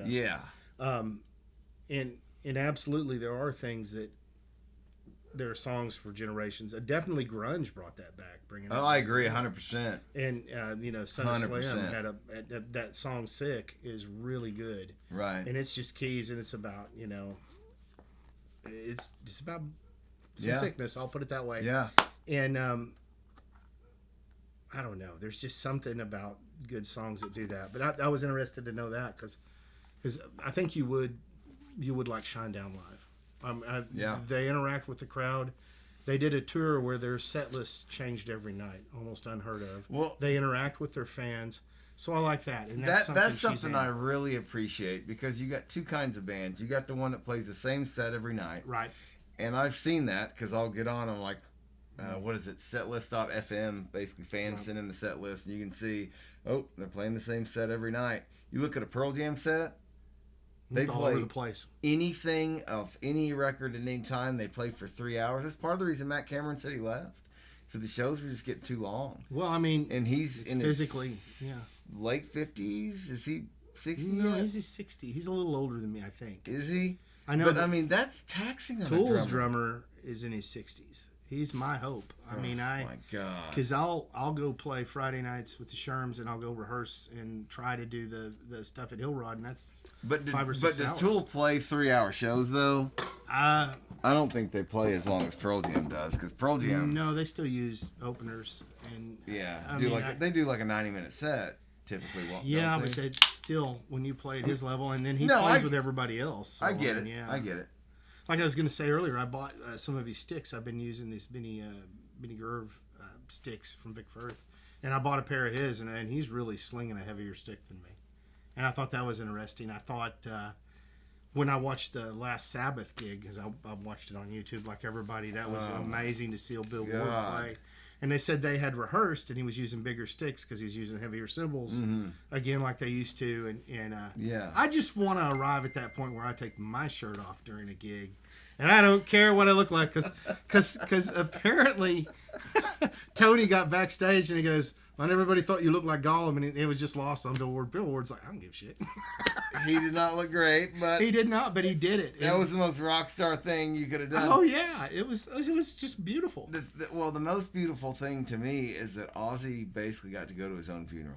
Yes, and he got to go out the way he wanted. He was surrounded by loving fans, and pretty much everybody of any significance in the metal community was there. Even if they didn't get on stage, they were present. Did you see him? You saw him with Zach. Oh yeah. Oh, that was that. And then playing "Mama, I'm Coming Home" just teared me up, dude. I mean, even the audience, they were panning around the audience, and everybody's crying because this was Zach's last performance. That's the kind of music you need to write and do. That's what you need to strive for. I mean, it's. But what is it? Ozzy's not the greatest musical talent in the world. No, hell, Geezer wrote all their lyrics. Geezer wrote the lyrics, and Tony wrote the music. Right. And Ozzy maybe wrote the melodies, but he wasn't. Well, if you listen to the scratch tapes, he's just singing about all sorts of things, and Geezer goes back and structures the song. Right. And I've been in an outfit or two. I mean, I've done some other demos. There was a band called Ganja. We did a demo, and then we did a demo in a band called Moondog, and another one called Hash Cookies. But it was all 4-track stuff. Again, trying to get that interest in the early 90s. And then instruments have gotten better. One of the things I like about Hill Rod is we'll play that old stuff, and we'll decide what we're going to... You keeping your stuff, that is important. Keeping an archive. If you're going to be a musician, be an archivist. I'll show you when we get done with the pod how organized it is. I pride myself on it. I've got backup after backup. I've got literally the first song I ever recorded. See, that's now I had to convert a lot to cassette. So back in the late 90s, you could do that. You could hook a cassette recorder into the and just hit record. And so I digitized, the first 16, 17 volumes I did, which were on a volume. To me, is 70 minutes because that's what I can burn on a CD. So every time I get through a volume of that's good of music, and I've got a new friend I made, Tracy Hughes, that lives in New Mexico, but I met her Mill Creek. She's a dirt biker, kind of sweet singer-songwriter, but she was telling me, she like, I really love your music and you write, all your songs are great. And I said, no, you're just hearing the great ones. I actually did the math. I came home and looked at how many songs are in my archive and how many have actually either been recorded or are slated to record. And I'm simplifying it a little bit, but I've written 1,300 songs and only 130 have been slated to record. That's part of the process. That's 1 out of 10. That's 10%. So that means 90% of what you write is garbage. Well, I don't know about that. It's probably a learning tool. I mean, it's just like writing a paper or writing a story. Sure. How many things do you edit and pull out when you reread it? Right. I mean, and you come back to revisit in a year or two. There are things that I changed to make within a song that I played with. Well, let's take the Sherms. Yeah. Let's take a song I played 10 years with them. There'll be things that I like straighten up and play less of as the others play more of when we're practicing live. So once you guys put out a record, you continue to evolve the song? Well, yeah, we don't want to get it boring. I don't want. Right. Well, see, there's two lines of thought there, right? Because there's people who want to hear it. There's a great example. Walk This Way. Right. My dad's a big fan of the song. Our lead guitar player is not a fan of Joe Perry's solos, so he's like, I'm going to do my own solos. Right. And my dad was like, then why even cover it? Because people want to hear it the way Joe Perry plays it. Now, these are your original songs, right. So that's a different story. Well, I think, I really like Porcupine Tree, which is a prog band. And I think Gavin, their drummer, he said it probably once, I don't want to play the same thing every night. It's like that varied set.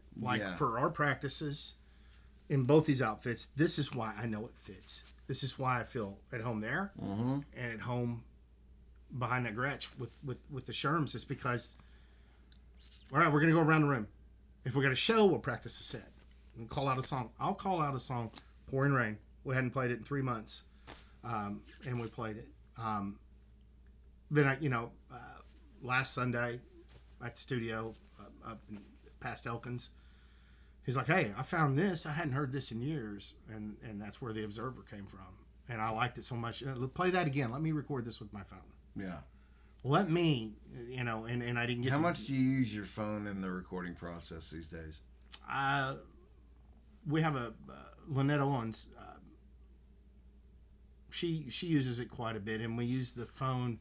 I don't use my phone. Obviously, I'm playing drums. This time around, I did. Sometimes I'll record myself playing because it's a great tool to learn about my technique, and I highly recommend that. You can buy anything off. You can buy stuff that goes on mic stands and squeezes and hold that. It's absolutely an absolute tool for young drummers. But in my case, what she catches, she sends me, and then I can remember what we're doing because he's got like 45 things he's brought. Tim, like you, has written around probably 1,100 things or more. And then what he brings to us, he chooses to bring. Or Steve. Steve wrote Snowing in Israel, one of the videos. We've had 500,000 views on YouTube. We don't have any management. We don't advertise. We have a YouTube. We don't upkeep our Facebook. We don't have a .com. Yeah. But we're having the time of our lives. That's awesome. And that's all that matters to me. I love to hear that, man, because that's kind of what we want. We're not seeking fame or fortune. But the fact you're playing 3 generations at times, that's pretty cool. And you're with your original band in your own thing, and that's special too, because we only do 1 show a year. And I even asked him, I was like, because Walter was drumming, and it was like, I really want to do something with Walt. So I was like, are you guys cool with 1 show a year? And they're like, absolutely. So that gave me the freedom and kind of permission to myself to say that I'm going to put my heart and soul in this. And then when we play Durham Fest, we're together for 3 months. Right. We're rehearsing, so we're seeing each other every week. You're working so it's like Durham season. So you get 3 months with the guys, and then you get, the rest and that of makes the your time creative juices better, right? Yeah, it's all a positive thing. But I look forward to playing with those guys. But now I have something new that I can focus on. Well, I was going to say, the East Hall opened up my mind to a lot of stuff and playing with other people. Tom Maringer and Bruce, man, at Shire Fest was really cool. And they're going to have another one this October. I don't know if they're going to have music or not. I should probably find out. I should have found out before the Well, we're about halfway through the month, brother. Yeah, I know. But I've been it's been kind of creative. But any of those things I did, like Shire Fest, my middle son got to come see me. The moment I put out the video with the hang drum, my daughter Holly in Dallas called me. You know, those kind of things. That's what, and that's really, the boost. You know, because like I said, daughters are important. Oh yeah. Sons are okay. No, I'm just kidding. I love my sons too. Yeah, that's a whole different topic. No, yeah. I did not want daughters. To me, it was a countdown to prison. Well, no, yeah. There's well, yeah. Rebecca had a little. It was probably rough on her in high school. I'll put it that way. Yeah. But then, if you're too strict, I also have family members who were raised extremely strictly, and then they turned 18 and became whorebags. I've been lucky. All 5 of our children are. Oh yeah, they're really good, and I can only thank my late ex, which was Rebecca's mom, and Regina, because the kids are good because of her. Well, there you go. Because when she met me and I was raising Cody, it was probably like watching 2 monkeys face off. He was becoming a teenager, so yeah, But he had his uncles to complain about me, and I remember Tim was like, "You don't need to ask for 10. You need to ask for 50 from your dad." I'm like, "What are you teaching my kid?" But they learn from everybody but you, and then later in life, when your son becomes an adult, you'll get smarter every year. Yeah. He'll come to you for advice. You'll suddenly have all this smartness. Well, that's kids, man. Some of that now.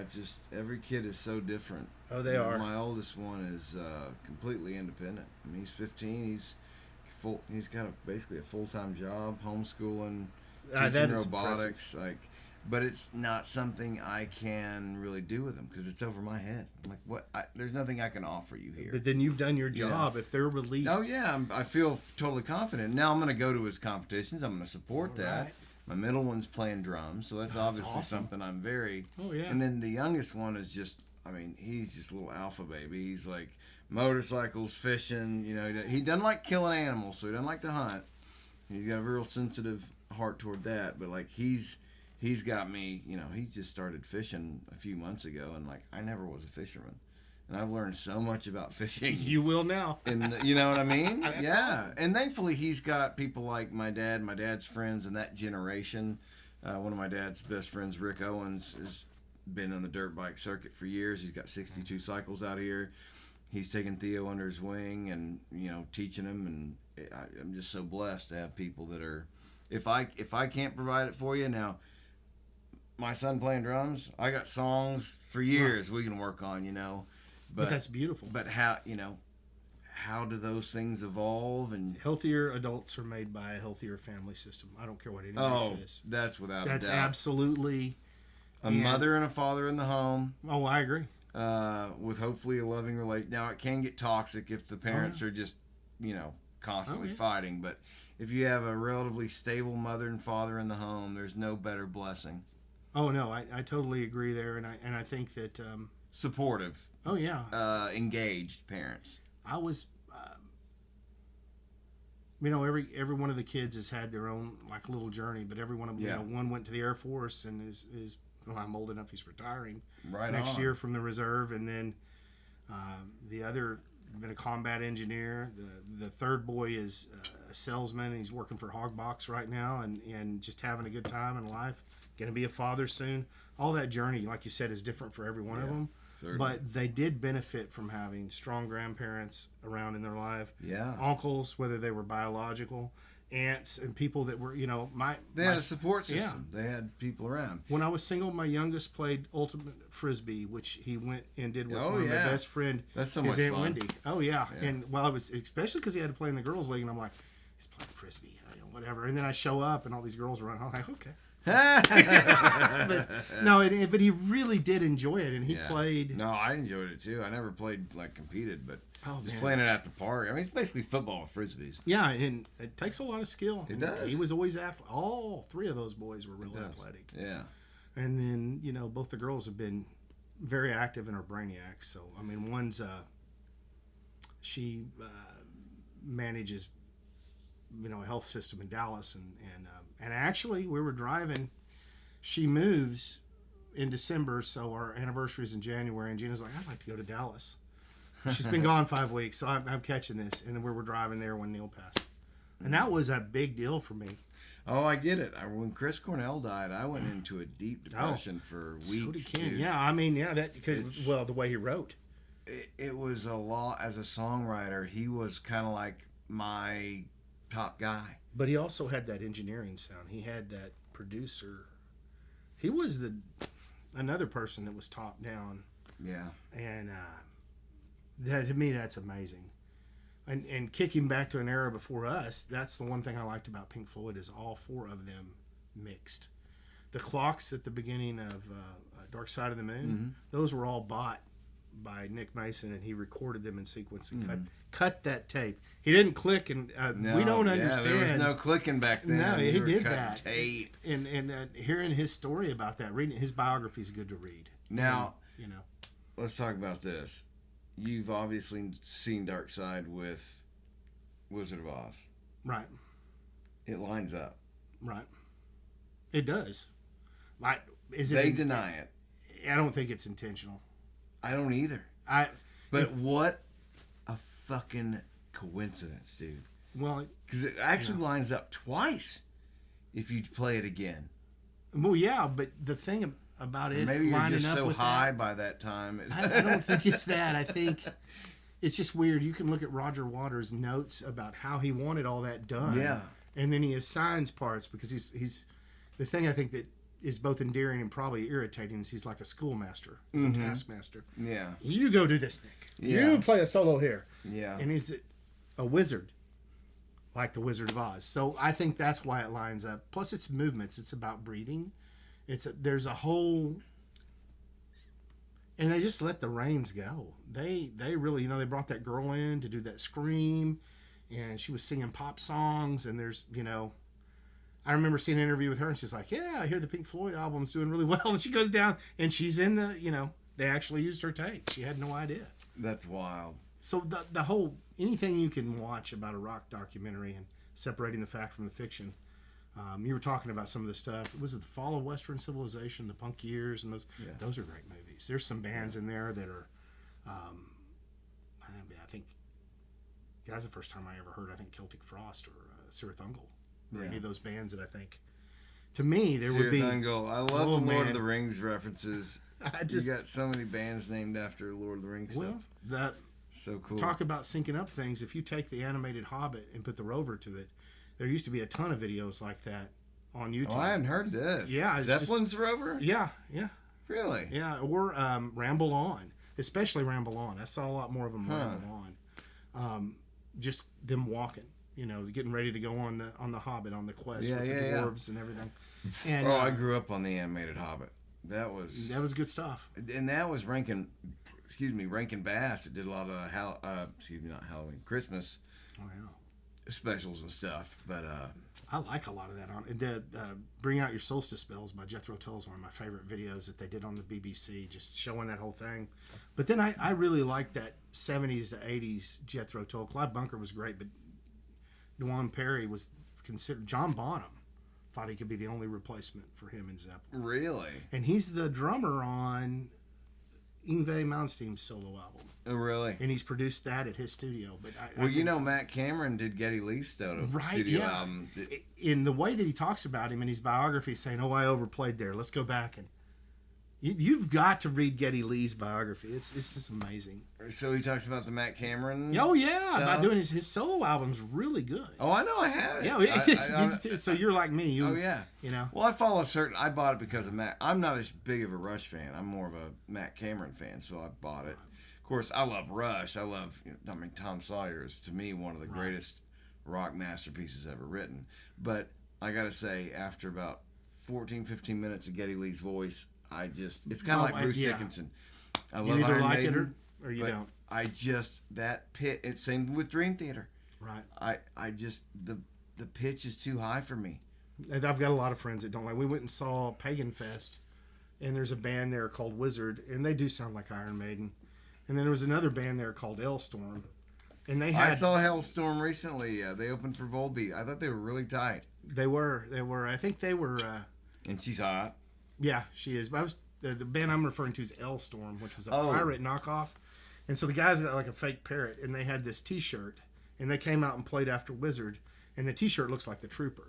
And he's holding it up and says, "You need to buy this because one of us is getting sued by Iron Maiden." and at that point, I'm like, "Oh, I gotta buy something." That's hilarious. Well, that's why I liked. I think Tyr played there too, which is a band from the Hebrides, and they sing pagan songs to metal in their own language. Really? Yeah. Oh yeah. Hold the Hammer High.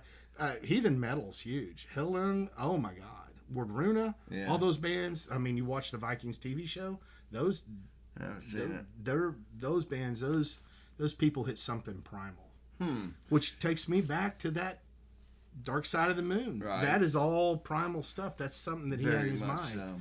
And I see a lot of people like that. I have a solo project that I've written some music for that is based on a music book a friend gave me from around the Murmansk area up towards Siberia, up towards the Arctic Circle, heading towards Siberia, and it's basically the Laplander music and stuff.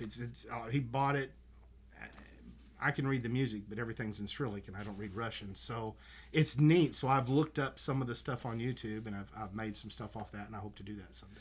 Well, I want to get back to your original stuff, but before that, I want to talk about Iron Maiden. We were talking about like kind of preferences. Oh yeah. And like Bruce Dickinson is a great vocalist, but I just don't like that pitch. I liked Paul Di'Anno. My favorite Iron Maiden is their first two albums. Right. Paul had a lower register. He was very gritty. Right. And like Wrathchild. I think it's who you hear first. You hear the But I Trooper. heard Bruce first. Oh, really? Actually, that's kind of cool. Yeah, because my guitar player was like, dude, you need to listen. I think he burned me Power Slave and Peace of Mind, which was Bruce. And I was like, yeah, that's good shit. And I was like, but I like to start at the beginning. So then I went back and got Iron Maiden and Killers. And I was like, I like this guy better. Well, I mean, Run to the Hills isn't Nico McBride. That's their first drummer. I mean, he died of MS, and so, I mean, yeah, but Nico... True. Yeah, but Nico's been there a long time. Oh, yeah, the fact that he came back after a stroke and played. You see, I look to these older drummers because I'm not getting any younger, brother. No, well, tell me about the stuff you say you're writing songs. Yeah. What all do you play? I play keyboards and I play drums. Okay. I have. So you're writing the music on keyboard. Keys, or I will give it to somebody hopefully someday and they'll transcribe it. But yeah, that's why I almost bought the Moog, but I decided since I'd have 3 drum sets, I probably might ought to hold off for a while. Because she's been really good about things. Gina's been pretty joking, pretty good. She ribs me jokingly. But like when we got married, I ran an IT business. I was in grad school. I had a teenage kid. I had a daughter from another relationship. And she walked into my house. There's no couch. There's an office. There's a room full of martial arts and leatherworking tools. 2 bedrooms. A lot of red flags. Oh yeah, she was just like, yeah, look. So now all those tools and drums are in a place called Monrovia in the backyard, which is what I named my shed. Nice. But I couldn't name it Testiclevania. She said that was too inappropriate. Really? Yeah, I thought that was a great name. But my grandkids agreed, and then she said never to mention that again. So I won't Maybe mention the grandkids are secretly calling it that. They probably are. They're the ones that bought this wonderful shirt. So, that is a wonderful shirt. I don't know that I could pull that off, but it looks good on you. Well, when you're fugly enough, any shirt looks good. Well, tell me about, so if you guys are recording going forward, where are you going to be doing that? I'm hoping to do most of everything I do towards the Elkin studio, but now who owns that place? That is Roger Chenault's. And the Hill Rods got all their music online, and the band laid defunct for about 10 years, and we had a friend, and this is exactly how it was. It was some directions like, here's a little bit off. GPS is going to get you lost, but this was even worse. You're going to go over 3 low water bridges. You're going to go up this hill. You're going to go down but don't turn here. Yeah. Turn here, and when you get here, if you see the pig, don't pet the pig. It'll bite you. Don't pet it. Yeah. Yep. And so I got there, and Roger and I recognized each other from the music scene in the 90s because he was really good. He played in a band called Voodoo Moon. He had the Hill Rod thing going, and then we just all went and raised kids and did So things. He's got a studio set up at his place. Like, does he do it as a business, or is it just for personal? It's for his. He's retired. Would he be interested in recording outside projects? That we'll just have to go to the studio and ask him. Yeah. I know he will let friends record there. Yeah. Well, that's what I'm getting at. Yeah. Because, like, with somebody with a better ear, if he would be willing to hire that place out and help engineer it. I don't even know if it's a matter of hiring out or just creating together or what. I know that I had I definitely been able like to go make, check it out. Oh yeah, definitely. And we're looking at right now. We have the board we want, and we have the microphones we want, and we have the space we want. Good. And he had that. I mean, I love Gretchen because all my drum sets have names. Lucy is my Ludwig. Okay. Paula is my Pulse, which the Sherms gave me. It's a neat drum set.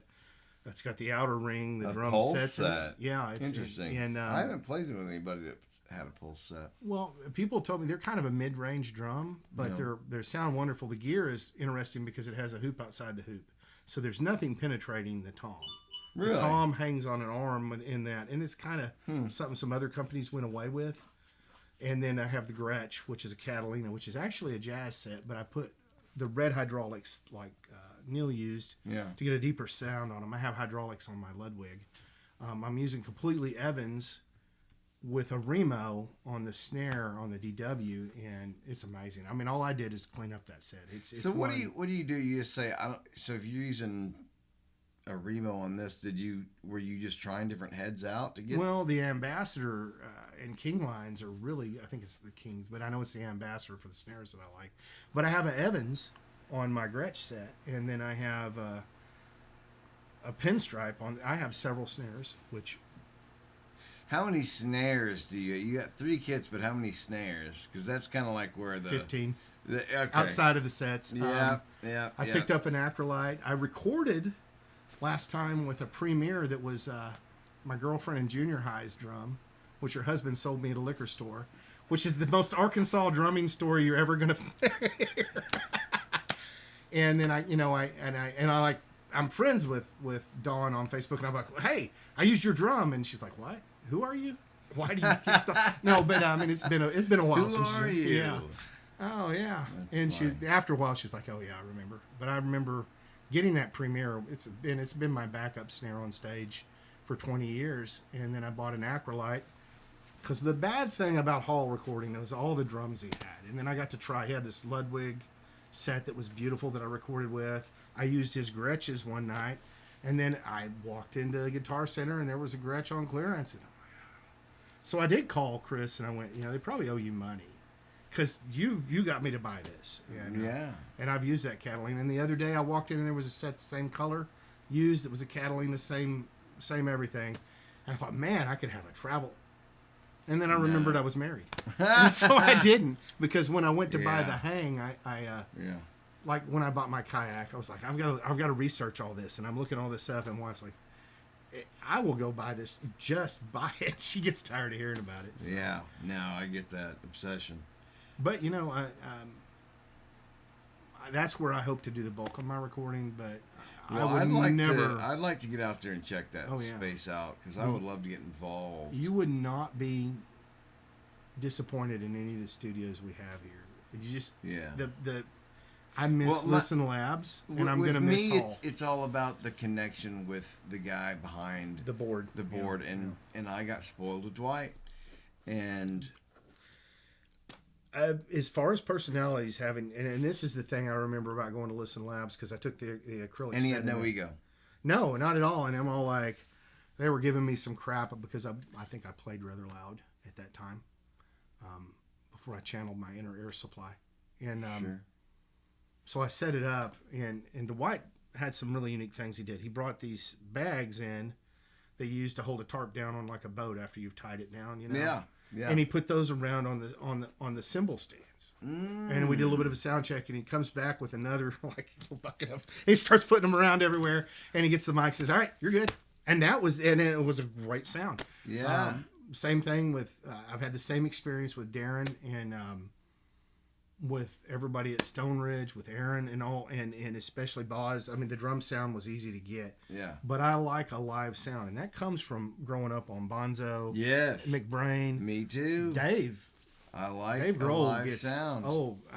Kids get too processed. Yes, and that's again, Collective Soul's another example of that. Like that's why I think their music is just a little.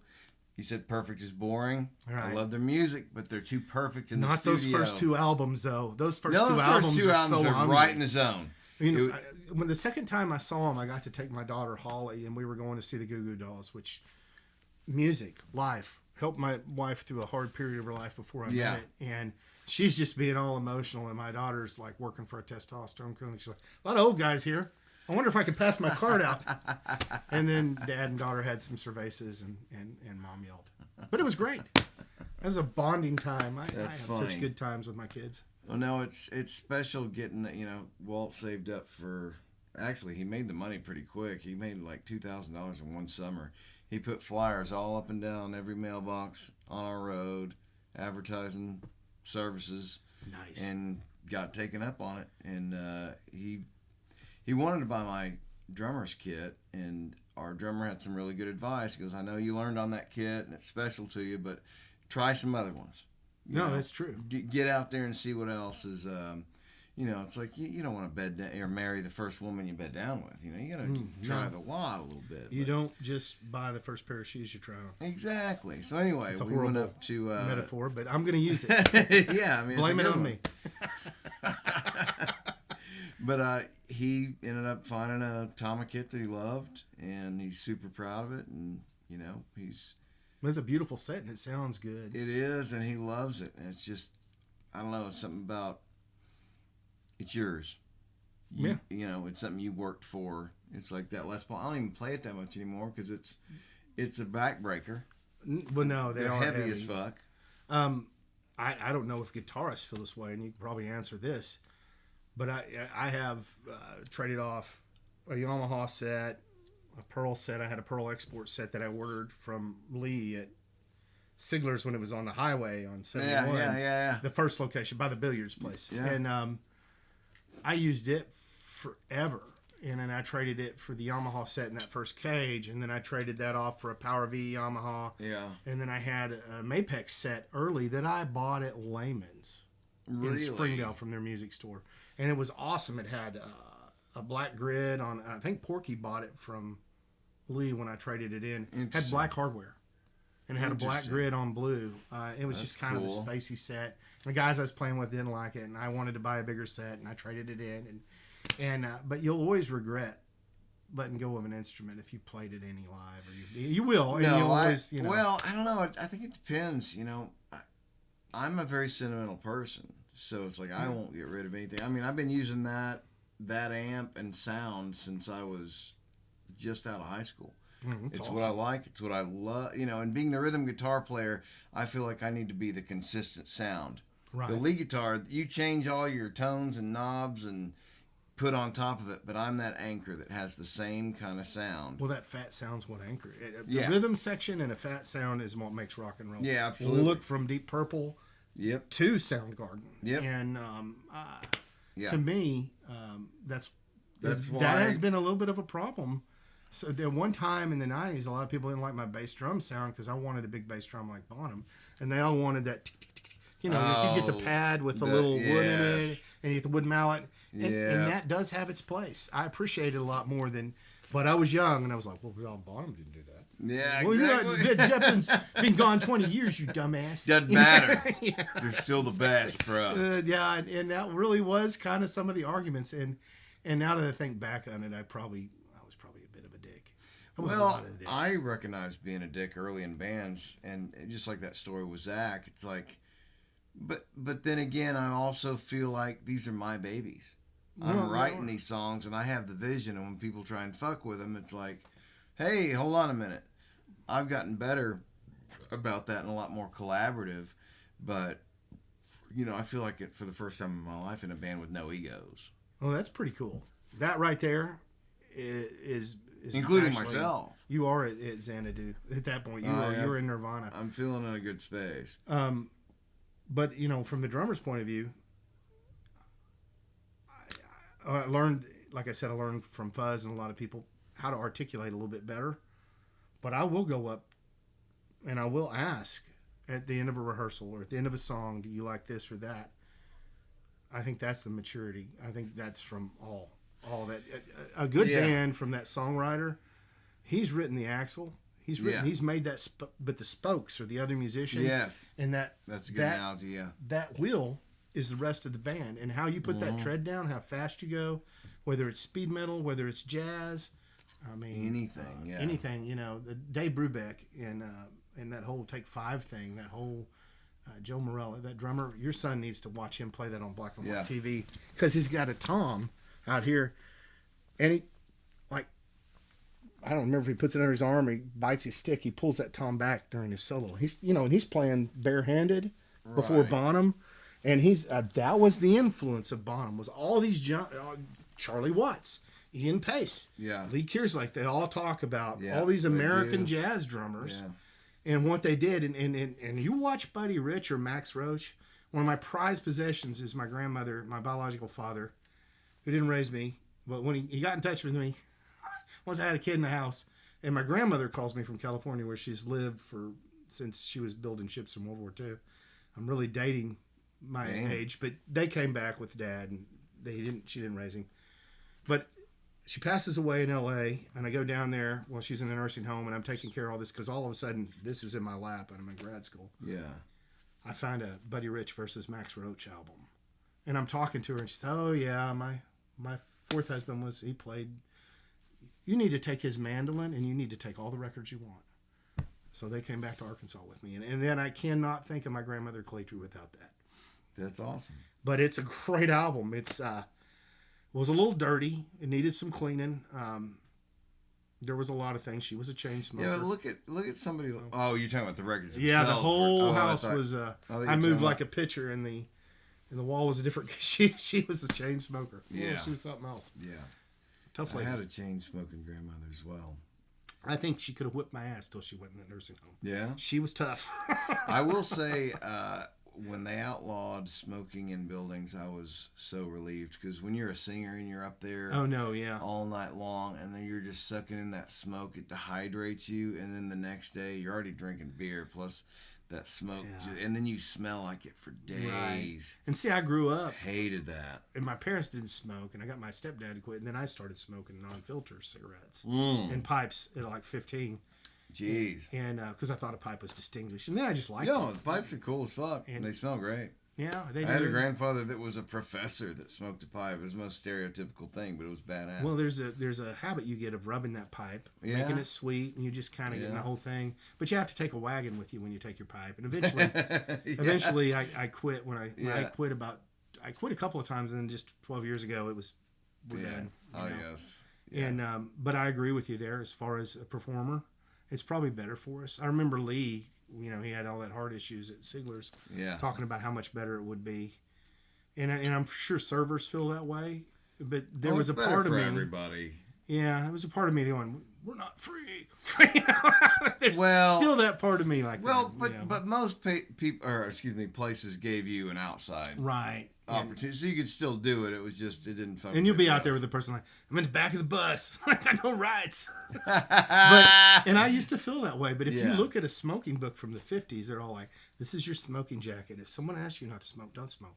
They say, don't leave your ashes everywhere. And there's this whole. But I remember the smoking sections in restaurants. Right. I mean, I'm old enough to remember all that shit. We went to the Tulsa Zoo, and we found a restaurant that had a smoking section inside, and it was like a glass house. Really? And our daughter wouldn't bring the babies, and she's like, there's still smokers in there. Oh, dear.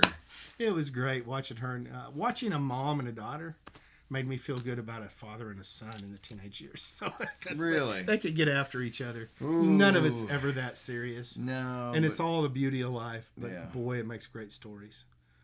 And I probably ought to watch what I say, because they will watch this, but I don't care. We need to do a whole other podcast on family. Oh, hell yeah. Well, we've been going a couple hours. I want to get a couple things out of you. Okay. Top 5 favorite bands. Oh, man.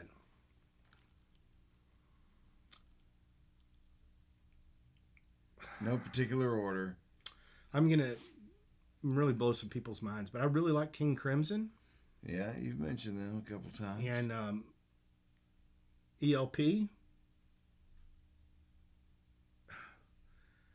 And I really like Fate's Warning. And wow. I think Mike Portnoy said they wouldn't have had their band if they hadn't had Fates Warning first. I really like them. Yeah, a lot of people credit Fates Warning as a big influence. Kind of like Diamond Head. Right. You know, like, until Metallica covered them, like the general public didn't know who they were, but most metal people knew who they were. Very influenced by Diamond Head. And I'm gonna, and rightly so. Great. Oh yeah, and Rush and Zeppelin. And I have to kind of hesitate between Fates Warning and Black Sabbath. I really did grow up. You can have an honorable mention of Black Sabbath. Now, did you like all of Sabbath, or was it just the Ozzy years? Because you had Ian Gillan did Born Again, right, which was a wild album. And then after that, you had Dio, right, for 2 records, and then I did like Dio Sabbath, and I liked Ian when I liked anything that Iommi did. I felt they lost a lot when Bill Ward left. There are some things. I agree. And I like his solo albums. And that was during the Tony Martin years, right? He had left before they toured with Dio. Because was it Vinny or Carmen Apsey that played drums? It was Vinny. I think Carmen played with Ozzy. In his autobiography, Carmen has an autobiography. When your son hits 40, he probably ought to read. Doesn't need to read it. Until he's, Not yet. No, but I mean, he was definitely Vanilla Fudge, Cactus. Yeah. Hell, he was Rod Stewart's drummer. Those 2 guys have played for everybody. The whole Heaven and Hell, when Ozzy wouldn't let him use Black Sabbath thing that he did with Dio. Those guys. Well, I think a lot of that came down to the Rock and Roll Induction Hall of Fame, too. Right. Because they couldn't, they were inducting the Ozzy years, and Sharon was a great manager. She kept Ozzy relevant. I mean, we're talking about where Ozzy fits in. Like we said, he wasn't a great musician or even a great writer, but he was such a personality. He was a killer performer. He was a killer performer. I mean, I saw him. I mean, the guy was escorting people with water guns. He never stopped running. He was like a child playing. You could tell he was having fun. He wasn't dialing it in. He wasn't faking it. No. But he also had one of the most strategic, like, bulldog managers in Sharon. Well, she learned from her dad. Yeah, her dad. Because he had nothing when he left. Exactly. And I think there's a lot of lessons to be learned from last century on what not to do and to do. Yeah. One of the bands my wife likes is Sleep Token, and they are an impressive band. Dude, Sleep Token's got some wild shit. Oh, there's several new bands that I really like, but Sleep Token stands out as in control of their own destiny. Oh, turning down 3 or 4. Yeah. Keeping all their writing together. And I think that's why. But they're not interested in being radio top 10. No. They want to do whatever they want to do. No, and I like that. Yeah, that constantly impresses me. There was a band, and I wrote down that I watched yesterday because I was like, maybe I need to know what I watched on YouTube. And here, you check that out. I'm going to take a quick commercial break. Right. All right, we're rolling. What'd you find on your list? It was Slow Mosa is the name of the band. Slow Mosa? Yeah, and it's SLOMOSA, and they have a song called Dune, which has this kind of interesting video. It reminded me of any reference to the Frank Herbert, or is that just a sort of? It's just out there. They're just kind of out there, and all them witches or some other bands I watch. I like to watch stuff or listen to stuff that's off the beaten path. Are you familiar with Ghost? Yes. How do you find them? I think they're theatrical, and I've liked the videos I've seen. Yeah. And I like their music. And my wife really likes them. Donnie Frizzell, who used to do some management around here, has a Ghost cover band that he manages out of Oklahoma. Shit. I saw it on LinkedIn. I've kind of stayed up with him. And you never know who you're going to meet. He did some stuff around here. I did a show in Dagdamore where we opened for Spiders and Snakes, which was this band being managed by the group that had Guns N' Roses. So we thought it was a big deal. Yeah. They really just wanted us to show up and play the rink with them because we had a PA. And that's great, and that's all wonderful. But I had a long talk with him, and over the years, I ran into him again through a lawyer friend, and we stuck up kind of a casual acquaintance, and we've stayed in touch since he moved out through LinkedIn. But I was reading a book on a couple of tours, and one of them was Uriah Heep, and then one of them was, I want to say, Alice Cooper. But Crocus was on that leg, and he was mentioned in both those books, and I thought, that's somebody I've met. That's just part of the industry, and you're going to meet people like that. I went to Crossroads as a young guy, and I met my mom had gone to school with Jerry Hayes, and so he met me down there, and he wrote "Rolling with the Flow" and a couple of anyway. He was up there, and he was a Memphis guy, and we walked the street, and it was pretty cool. And he introduced me. He got us during that festival into the B.B. King thing, and we watched the Artemis Pyle band. And I really liked Artemis Pyle because of the whole thing. Yeah, Skinner's drummer, dude. Yeah, I forgot about the Artemis Pyle band. Yeah, the one that ran and got help, and just a really humble guy. And he introduced me to him, and I got to shake his hand and talk to him. Really? And he talked about his kids. He talked about his, when he was on stage, he talked about his daughters, talked about his life. Man. See, that's so just cool. so humble. Yeah. And so cool. And later on in life, I started listening to some of his solo stuff. And he has a song about being sued and lawyers. It's pretty right I've to the heard gut. the song. Yes. I know the song you're talking about like, because he had a big resurgence. I think did Skinner do like a behind the music or something? Yeah. And then he responded to it kind of because they kind of kicked him out basically. Well, I think that the thing was they had a drummer till this last tour that was with them 20 years. I mean, that's how long when the second iteration of that band came. I'm glad they did that music. I actually saw Tesla open up with them. What do you mean? You're glad they did it? You're glad they continued? Yeah, because they wrote some new stuff and they made people. But it was a totally different band. It was with Johnny. It was speaking of the Van Zants. We've opened up for 38 Special twice. Oh, nice. Which the first time was at the Amp when it was at the mall. Oh, right on. And we were opening up for them, and we're backstage, back behind the parking lot. And my guitar player is 10 years older than I am, so he grew up with 38 Special, right? Oh, right on. They're a little before, they're kind of in between my time and his. Well, it was his time. Anyway, Don Barnes is coming out and he's talking to us, and my guitar player asked him, he was like, "Hey, do you still have the guitar you played in the Hang On Loosely video?" And Don Barnes calls the guy over and he goes, "Hey, go get such and such out of the bus," and brings the guitar out, gives it to my guitar player, and he goes, "I got a rig set up over here if you want to jam on it." So we took him to the bus, let him plug into the rig. So my guitar player got to play on whatever guitar it is on the Hang On Loosely video. Like on Don Barnes' rig. That's pretty cool. Yeah, it was really cool. And then and they were very gracious to us. Even after the set, they came and told us we did a great job. And then we opened up for again at Riverfest in Fort Smith a couple years later, and they recognized us, and that was kind of cool. But yeah, what a family, the Van Zants. They are, and I am glad they continued it. I mean, I think they probably. I have mixed feelings about it. It's like you definitely. I mean, you're keeping it in the family, right? But at the same time, it was such a different sound. Yeah, no, I mean, so much of the band was gone. Yeah, and the I don't, you feel like you just need to change the name and do a different band. But then again, if you have the opportunity to use the Skinner name, why would you not? It's branding and your family, right? And they may have been told you're going to use that name if you want X, Y, and Z. I don't have a problem with it that they did it. It just, to me, it feels like if you listen to "Give Me Three Steps" and then you listen to something that Johnny did, it was a it's different, more of a patriotic country sound, And they had some killer stuff too. Skinner Mark II had some great stuff. I would agree. I think the thing that made him not do it with them is that I think at some point when they started back up, they started partying. I think he wanted to be away from that. Yeah. And then he had his own thing going, and he was able to do that. I mean, he played in the APP band at that place in Winslow, went down in Winslow at Crash Canyon, the Land of Zod, or whatever that was, and then he played on Dixon Street. And I know he's played Fort Smith. I don't know what he does now. I haven't really stayed up, but it was just neat to meet him. Yeah, absolutely. And you talk about Riverfest. I think Fort Smith is an underrated area to play. I think this whole state should be open to us. When I got into music in the 90s, it was Fayetteville. It was Dixon Street. Yeah. And then Dad Gilmore made some money out of state, and then I was like, there's a world out here.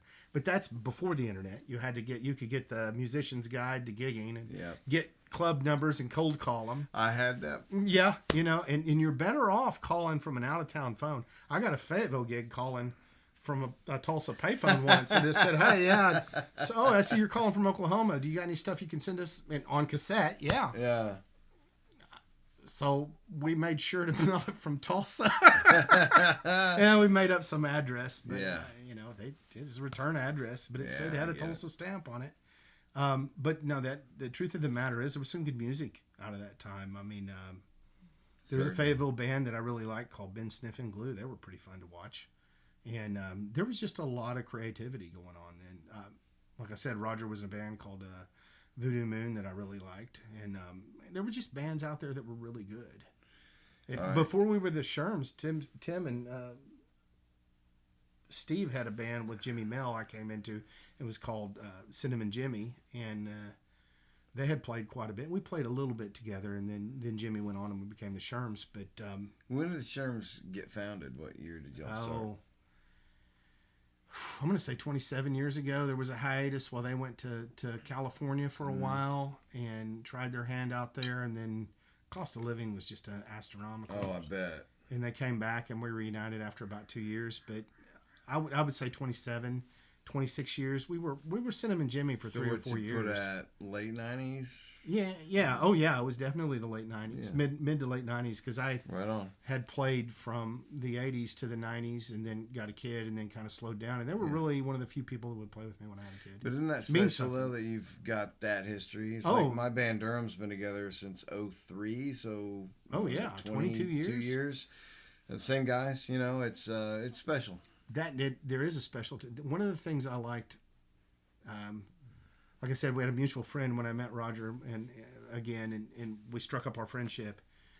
One of the most impressive things is Lynette, his daughter, is in this, and she grew up listening to that music, and she wants to make music, and she's singing, and it's kind of fun. That's that continuity. You doing that with your dad, you doing that, and then Fuzz was her uncle, and that to me is just, she grew up, and she loves everything from Sleep Token to the Everly Brothers. Right.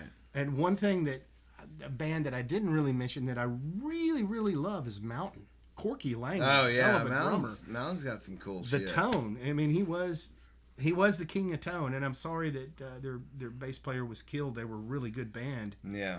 But what was it? Bruce Lang and West had some albums out after he left Cream, and there's just so much stuff out there. But Nantucket Sleigh Ride, it's not just Mississippi Queen. Theme for an Imaginary Western, the tone, the production, and Corky Lang is just a straight ahead kick-ass drummer. Yeah. He is like Cozy Powell, Lee Kearslake, Nigel Glockner, all these other drummers. There's so many good drummers out there. Yeah. And your son's going to join that pantheon. That's how you got to look at it. He's just going to learn technique. We all steal from each other. I've seen Steve Smith play live. I think he is just as and Carl Palmer. Those two guys blow me away.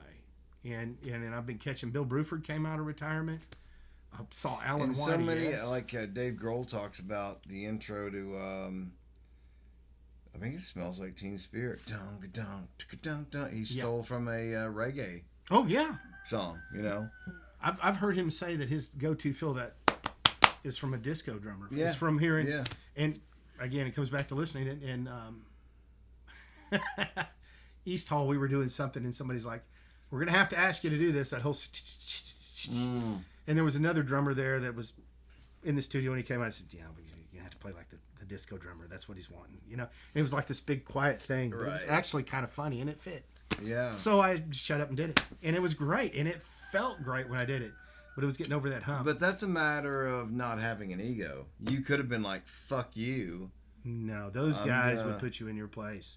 Fuzz, people of your dad's generation have a way of looking at you and saying, "You shut up and listen, young man." We're just now developing that so we can do that to our children. Yeah. Well, hopefully. Like I said, as your children get older, you get smarter. There's a point where, absolutely. I believe you 100%. At 15, where the playground stuff they learn in the third grade is much more intelligent than you, and whatever's on the chatterbox. And what you were doing at that age. Yeah. It's Totally. Yeah. I would like to say I was a perfect child. Yeah, I'd like to say that. We didn't have to get around security cameras and security systems. If everything we did wasn't filmed. No, Could you imagine growing up now? I'd be wearing a bracelet. You would be talking to me through plexiglass. That was pretty fun. Well, I thought I was fun. Same. I would be. Yeah, your life would be over. But now these kids, you're living in basically reality TV. No, You're being it's true. filmed constantly with somebody's phone. We're like Britain. It's there's a Ooh, I hope we haven't fallen that far yet. well, I'm just saying, there's a camera in every corner. There's a camera in every business. A friend of mine opened a gun shop for a while and ran it for a while and then closed it. But one of the first things that happened is had a wreck out front. Cop comes in and asks the camera that's looking through the glass, and they took a little bit of that footage. And that in that case, it helps solve something for insurance. In the other case, you just don't have any privacy. Yeah. And I deal with cybersecurity, and I tell people that Walmart and China know more about you than you do. Well, it's like that scene in Batman: The Dark Knight when they have all the cell phone data, and you can basically view anything anywhere. I mean, that's what Palantir is. Oh no, You're yeah, familiar the with CRM's Palantir, right? huge. Yeah, customer resource management is based off that. Yeah. It's just How scary is that to you, though? Do you think it's a non-issue? No, it's an issue. It is definitely an issue for marketing. It's definitely going to be an I'm issue. talking about for human rights. Oh, not just for human rights, but for creativity. I mean, think about it. If they're marketing what you want, they're going to shape eventually what you create.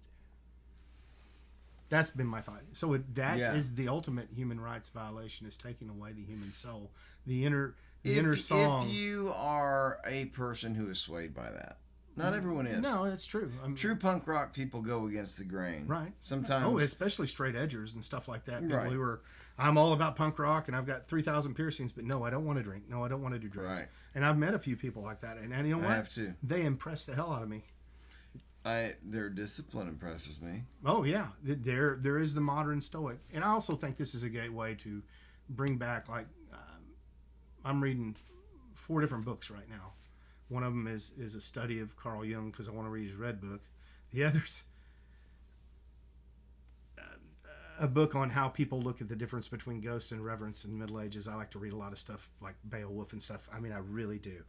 I'm going to admit it here. Beowulf is one of the oldest historical stories. It comes from Sumerian, I believe. Well, yeah, it's Anglo-Saxon, definitely. It's about, it refers to things, yeah, even further back. But it predates the Bible. I mean, it's one of the oldest documents out there. What are your thoughts on the Anunnaki? Have you looked much at the alien beings that allegedly came down and created Adam and Eve? I have a very good friend that believes in that, and my thoughts are that I can't take away from human creativity.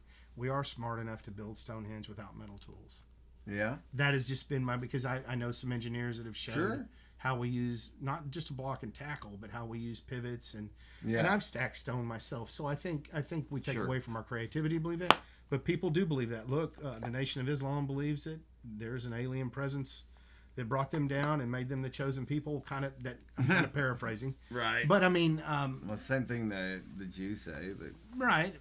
God came down and the Navajo fell from the sky and they are the people. Right. Everybody else is everybody else. Right. That doesn't mean that they're going to hate or not like you. It's just creation myths are interesting. They are. They're fascinating.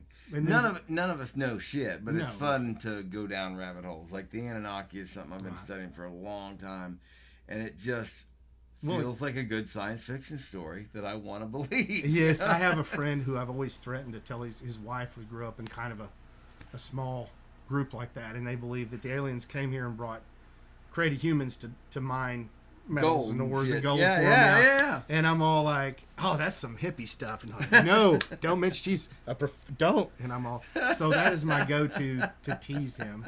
He's a cool dude though, and I love Mark to death. Yeah. And the other book I'm reading is one of the Witchers, a compilation of the Witcher stuff that came out. I love that series.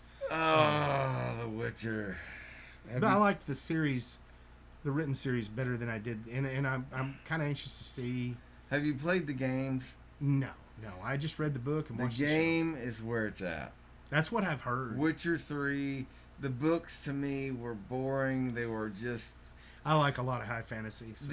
Well, I do too. Yeah. And now the compilations are better because they're short stories. Geralt's oh, yeah. Is it Geralt? It's Geralt. Yeah, Geralt. Yeah. Geralt's going after these bounties, and they're good short stories. Once he started doing the novels, to me it just got very, repetitive. but they take place before Witcher 3. I think some of it. I think the shorter stories translated from Polish is probably a better translation.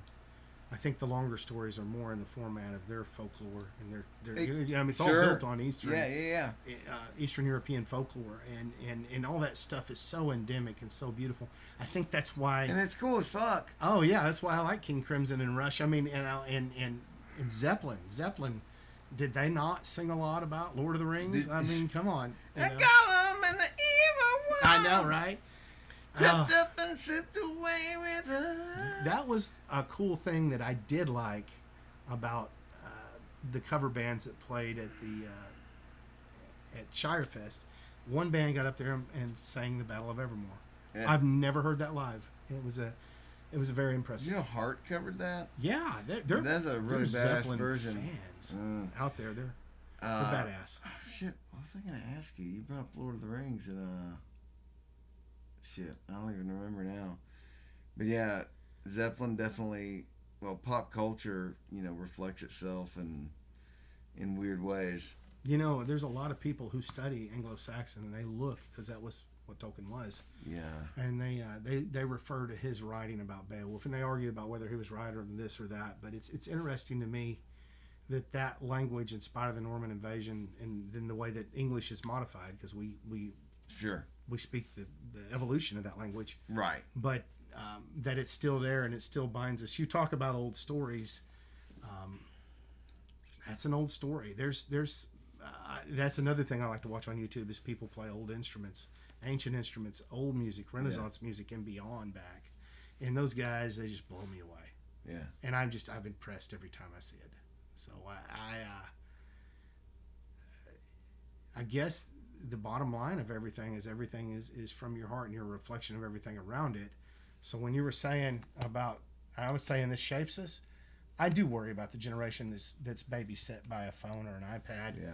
But the generation that read comic books, if kids still buy comic books, kids still read books, there's a lot of hope. Kids still play outside.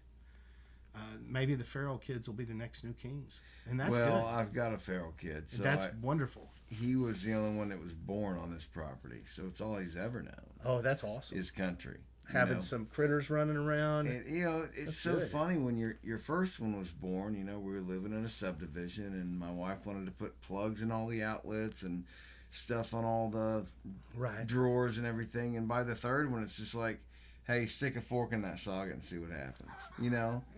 And then you do get over it somewhat. Oh, you're completely different. You're fucking over it all. And that third one, and that's why they say, like, even people with 17 kids are like, there's no difference between 3 and 18. Because they're all at different ages of responsibility. You have your oldest ones are totally responsible. You have so many in the zone. Right. Where they need, they're either too young and the oldest ones take care of them. But you've only got 3 at any one time in your zone. Which makes sense. I only have 3, but my oldest one's completely independent. My second one really would be if I wasn't playing in a band with him. So that's awesome. Really just be the youngest that you really have to, focus on. But he is only interested. He's got survival kits. He's doing Boy Scouts. He wants to know. He's like, I want to know how to survive when the electricity goes out. Like that's one of his the goals. Hope of the future. And it's like, thank you. In spite of all you this, will save us all. That's why the other one wants to play drums. That's why what we talk about in music and literature and drama and all that is still relevant. That's why I like to see neighborhood theaters. All that's badass. I just love seeing kids. My wife wanted to homeschool from the get-go, and as somebody who went to public school, anytime we had a homeschool kid come in and integrate, they were very awkward. Right. Very weird. And we started homeschooling during COVID because I was like, it's not the teacher's job to enforce masks on the kids. That's a nightmare for them. The kids are not going to be happy with this. I'm like, just homeschool them till this is all over, bring them home. And a lot of parents say they want to homeschool, but it's harder. They don't know anything about it. My wife was studying curriculums. She was doing like all this research. She's got them involved, and even though they're homeschooled, they're gone on field trips every day. Oh, no. They're doing stuff.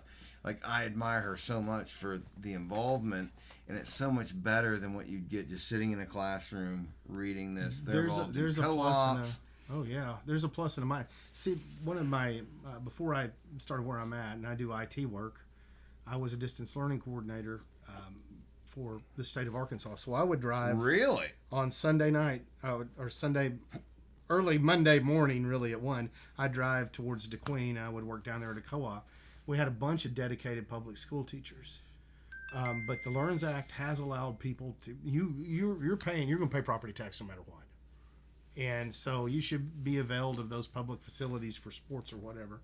But I have grandchildren that are public schooled. I have grandchildren that are homeschooled, and my best friend that taught at co-ops with me, who retired from Branch, is a PhD in environmental dynamics, Dr. Varnell. Is actually running for the State House right now and as a rep, and he sees good and bad in that, because he's firmly in the camp of public schools good for the community, and that's very true in a rural area. There is a whole different nest of worms when you're in a big urban area. I had 12 school districts. Springdale outnumbered them in total number of students. I had 12,000 students, and it was a great experience. As a distance learning coordinator, I had to facilitate somebody teaching a German class remotely in another because they don't have that faculty. If that works there, homeschooling can work if the parent's dedicated. Not every parent is dedicated. That's the key. I know a lot of homeschool kids whose parents just use as an excuse for the kids to do whatever they want and them to not have to do anything. And that's harmful for the kids at that point, because they're just feral. They're just playing video games all day, doing what they want. Hard for me to make a judgment. I've got an 18-year-old granddaughter that could have gone on to college. She's done real well on her SAT. She had some opportunities. She's decided to work a while. She's 18. She was homeschooled the last 3 years, but she was always a straight A student. Yeah. She's got that discipline. Yeah. Her mom and father were real involved in it, and they didn't take the money from the state. They just homeschool them, and they avail their children of the sports. The boys are in the sports programs, and they're doing a great job. But not every parent does that. Yeah, we definitely take advantage of the sports at Farmington because we're paying the taxes. Well, this area is so much more wealthy than other parts of the state. Oh, absolutely. And we are lucky to be here. Well, the person who grew up in Arkansas is now the minority. Yeah. Yeah, we're outnumbered now by out-of-state people. It's kind of wild. Farmington population was 2,800 when I graduated. I knew that because the property sign was right across my front door. And it's close to 10,000 now. Oh. And these are imports. These are not town. So the people of Farmington, when I went there, the dads and the grandpas all went there, right? It was a very redneck kind of... Well, redneck or not, it had roots. Well, it had roots, absolutely. The test of what comes from Springdale and this whole co-op area in northwest Arkansas is how these schools get anybody, whether they're from Monterey in Mexico or California or the East Coast or Canada, how they put roots down here and what they want to do for this area. Yeah. Not how they want to come in and change it, but how they're going to meld in with us and how we're going to meld with them, how we're going to learn to be friends and neighbors. Yeah. That's where a public school probably has some tuck and play. Well, that's why I want my kids, when they hit 7th grade, to go into public school, because that's where you're learning the social development that's going to lead you into adulthood, right?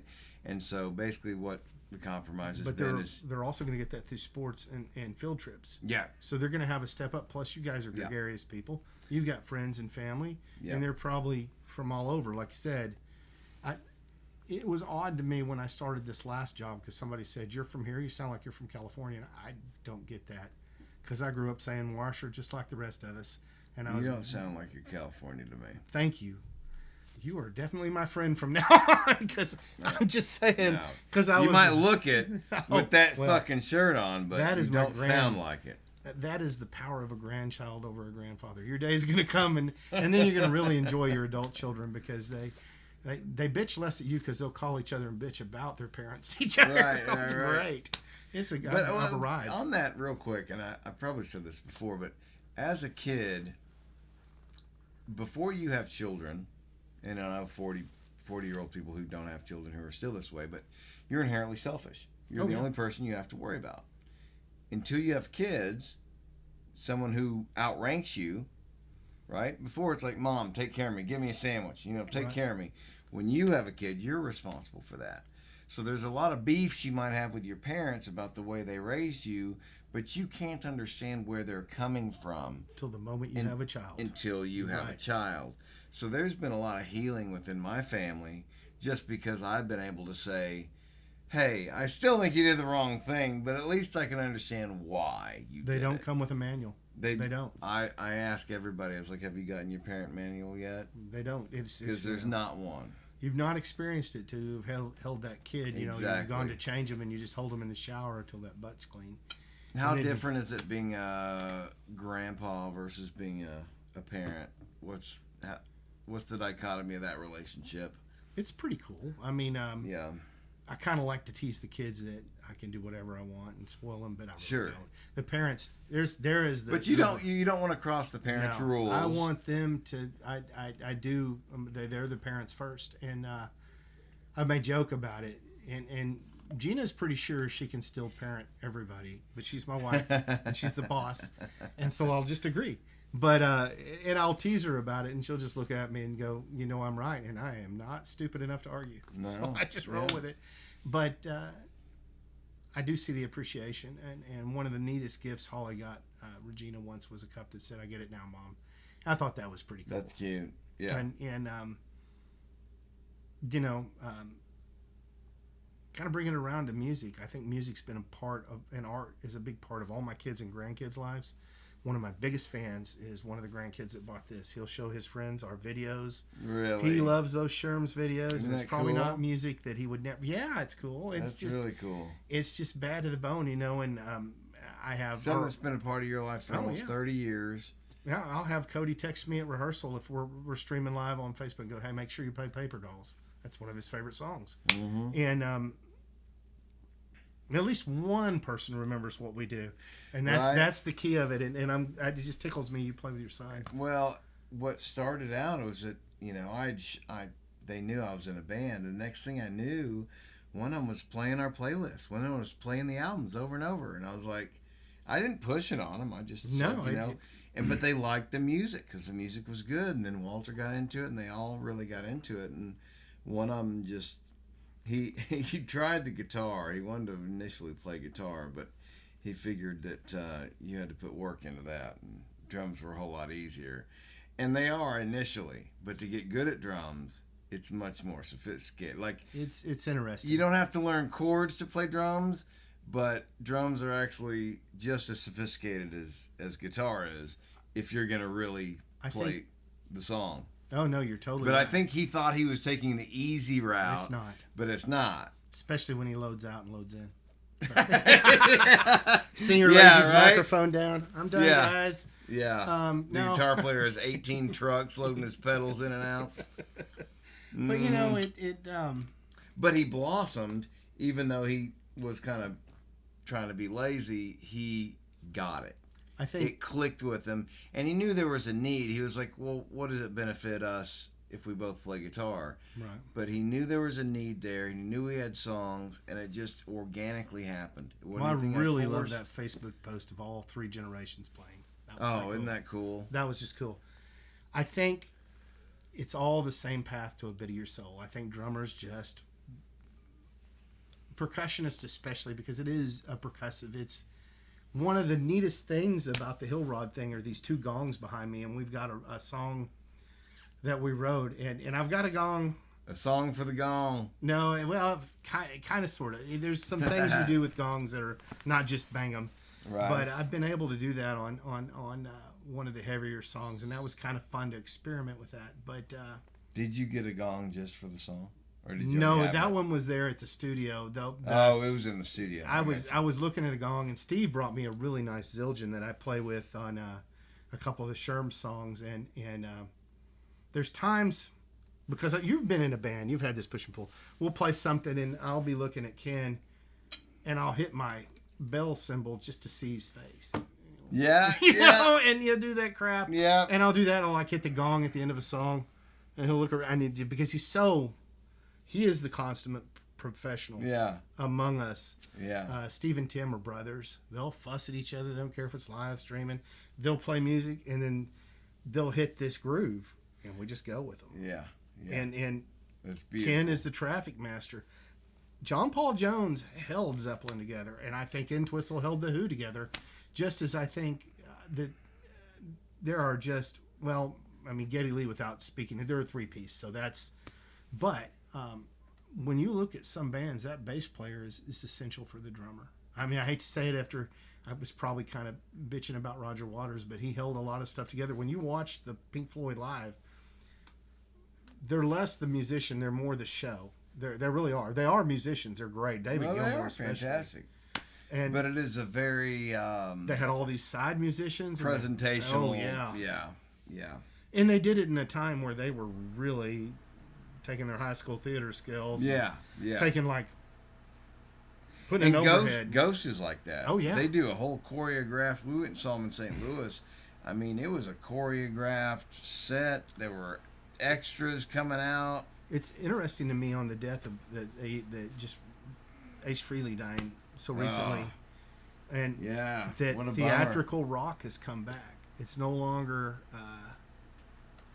just Slade, and Kiss, and Alice Cooper. Well, Pantera once bragged, Philip Anselmo on Cowboys from Hell 3 goes, "You want to come see us for the fucking music, not because we got fucking dragons coming out of the PA." You know, I always love that quote because it's like we're just here to play raw fucking metal, and there was nobody better than Pantera at that time. You know, Metallica had gotten polished with the Black Album. However, they did bring metal from the back room that was locked to the radio. Oh no, they definitely did. And so Black Sabbath invented it, Metallica made it a zeitgeist thing where it was like okay to talk about metal. Because before Metallica, metal was like Spinal Tap. Right. Like we had to cover the whole album in black because the cover was so grotesque, right? You know, there were the believers like Motorhead and Raven out there, and then Metallica came out, and what they did is they made things that weren't 3 minutes long, radio playable again, like Zeppelin. And Bob Rock did a great job of producing a metal album that was consumable for the public. And I remember at that time, golly, that came out in 91. So was that HW still? But I remember, you know, the Christians wanting that album burned and like really coming out against it. It's interesting how music is less controversial than other things now. I think part of it's advent of video games and stuff like that. But you were talking about Metallica. I remember Geddy Lee talking about Metallica being the real deal in a Cream magazine just before I got married in the 80s. Really? Yeah, talking. I think it was the 80s. I'm pretty sure there were. What was the comment? It's just that they had original music. Everything else was. That was when Van Halen and everybody were doing their things, which it was a great musician. I like all eras of Van Halen, but Alex is a great drummer. He's just not that big an influence on me. I don't know why. But, I mean, I love to watch him play. Who's AC/DC's drummer? Well, you've had two or three. The guy that played for the Firm, what was his name? Was their drummer for years, and the original drummer came back. The Firm that had Jimmy Page? Yeah. And Paul Rogers. Paul Rogers. Thank you. Yeah. Because I have a single from when I worked at a radio station. They actually had, they did 2 albums, and they were both not bad. Like, they had a couple cool songs. I kind of felt like Page was being overproduced then. I didn't know that. Oh, he absolutely was, but it was just, and maybe it was just me wanting to hear more Page, but, you know, he's one of the few relics, like, rock gods that just didn't do anything after Zeppelin broke up. He did a few soundtrack things, but he never... I liked the Page and Plant album. I really did, because it looked at Indian and Moroccan music and the whole Indio-Karnak kind of thing, and but then that was it. They did 2 things and they were done. And that was it. But you know, he's got a live-in girlfriend, and he's produced her spoken album, and he's produced other people. Yeah, see, I don't care. You know, I find that interesting, though. No, it's interesting, but they did the concert at the O2 Arena in 2012. Yeah. It was phenomenal. True. And it's like, you motherfuckers still got it. Plant's lying about, I don't know if I can hit the notes anymore. Bullshit. You fucking nailed that show with Jason Bonham, and it was, honestly, I didn't like their live albums back in the 60s and 70s because, and maybe you did, but they were just fucking jamming all over the place. It's like, I'm one of those guys that wants to hear the song, right? And they would take a 4-minute song and turn it into 19 minutes. See, I kind of do dig that, but then there's parts of and their that's songs fine. I want to hear just as they were. Yeah. So I think when I watched we went to see, and my wife is an angel. She knows how much I like Zeppelin, so we went to see that documentary they did, and that is Becoming Led Zeppelin. Oh yeah, that is heart stopping. I watched it on Amazon, dude. How good was that doc? It was to see their faces, to hear the interview, To see them as kids, right? They looked like kids. They were kids. They were kids. They were. Jimmy was doing studio work for every band in town. John Paul Jones, both of them. Right. Donovan is John Paul Jones' arrangements.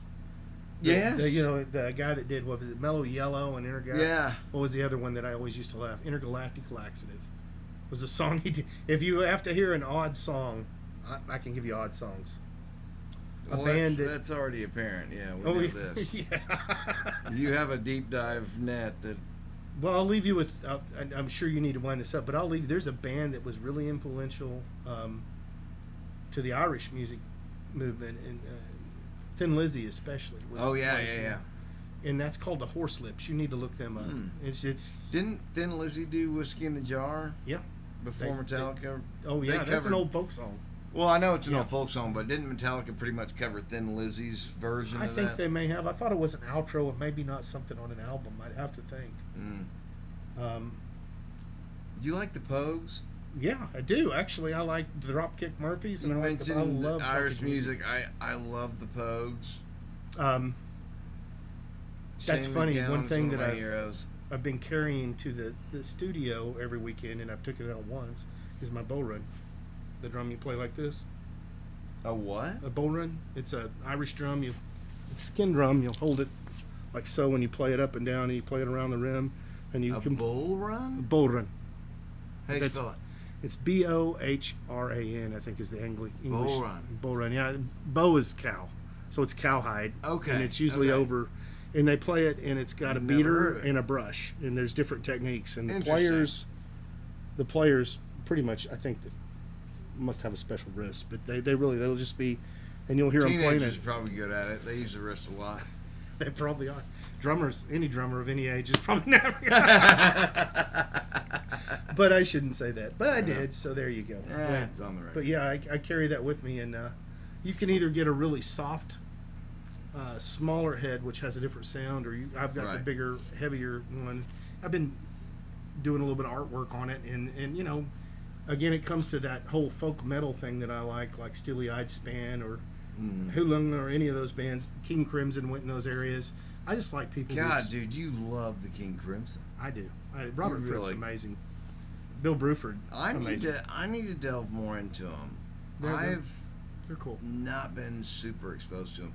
I've heard a few tunes, but a lot of the more bands you talked about them tonight, the more I've wanted to check them out. A lot of metal bands will cover some of their stuff. I know. I mean, I know their key songs, but I haven't listened to a whole King Crimson album. What was the not Son of Slam? I think it was Raging Slab. Did a cover. I mean, sometimes they did a Cross-Eyed Mary cover from Jethro Tull.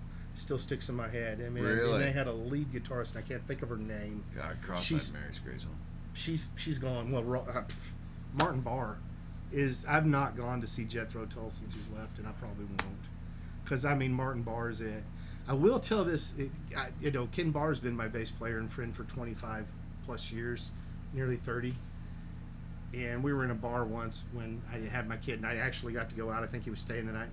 And I tried to tell some girl that he was Martin Barr's nephew. That's why his last name. I was trying to get her to hit on him. It didn't work. You dog. Yeah, well. What do you think about the Guess Who? I like their music. They're all right. I mean, they're a band that actually Tim seems to like them a lot. See, I think they're way underrated.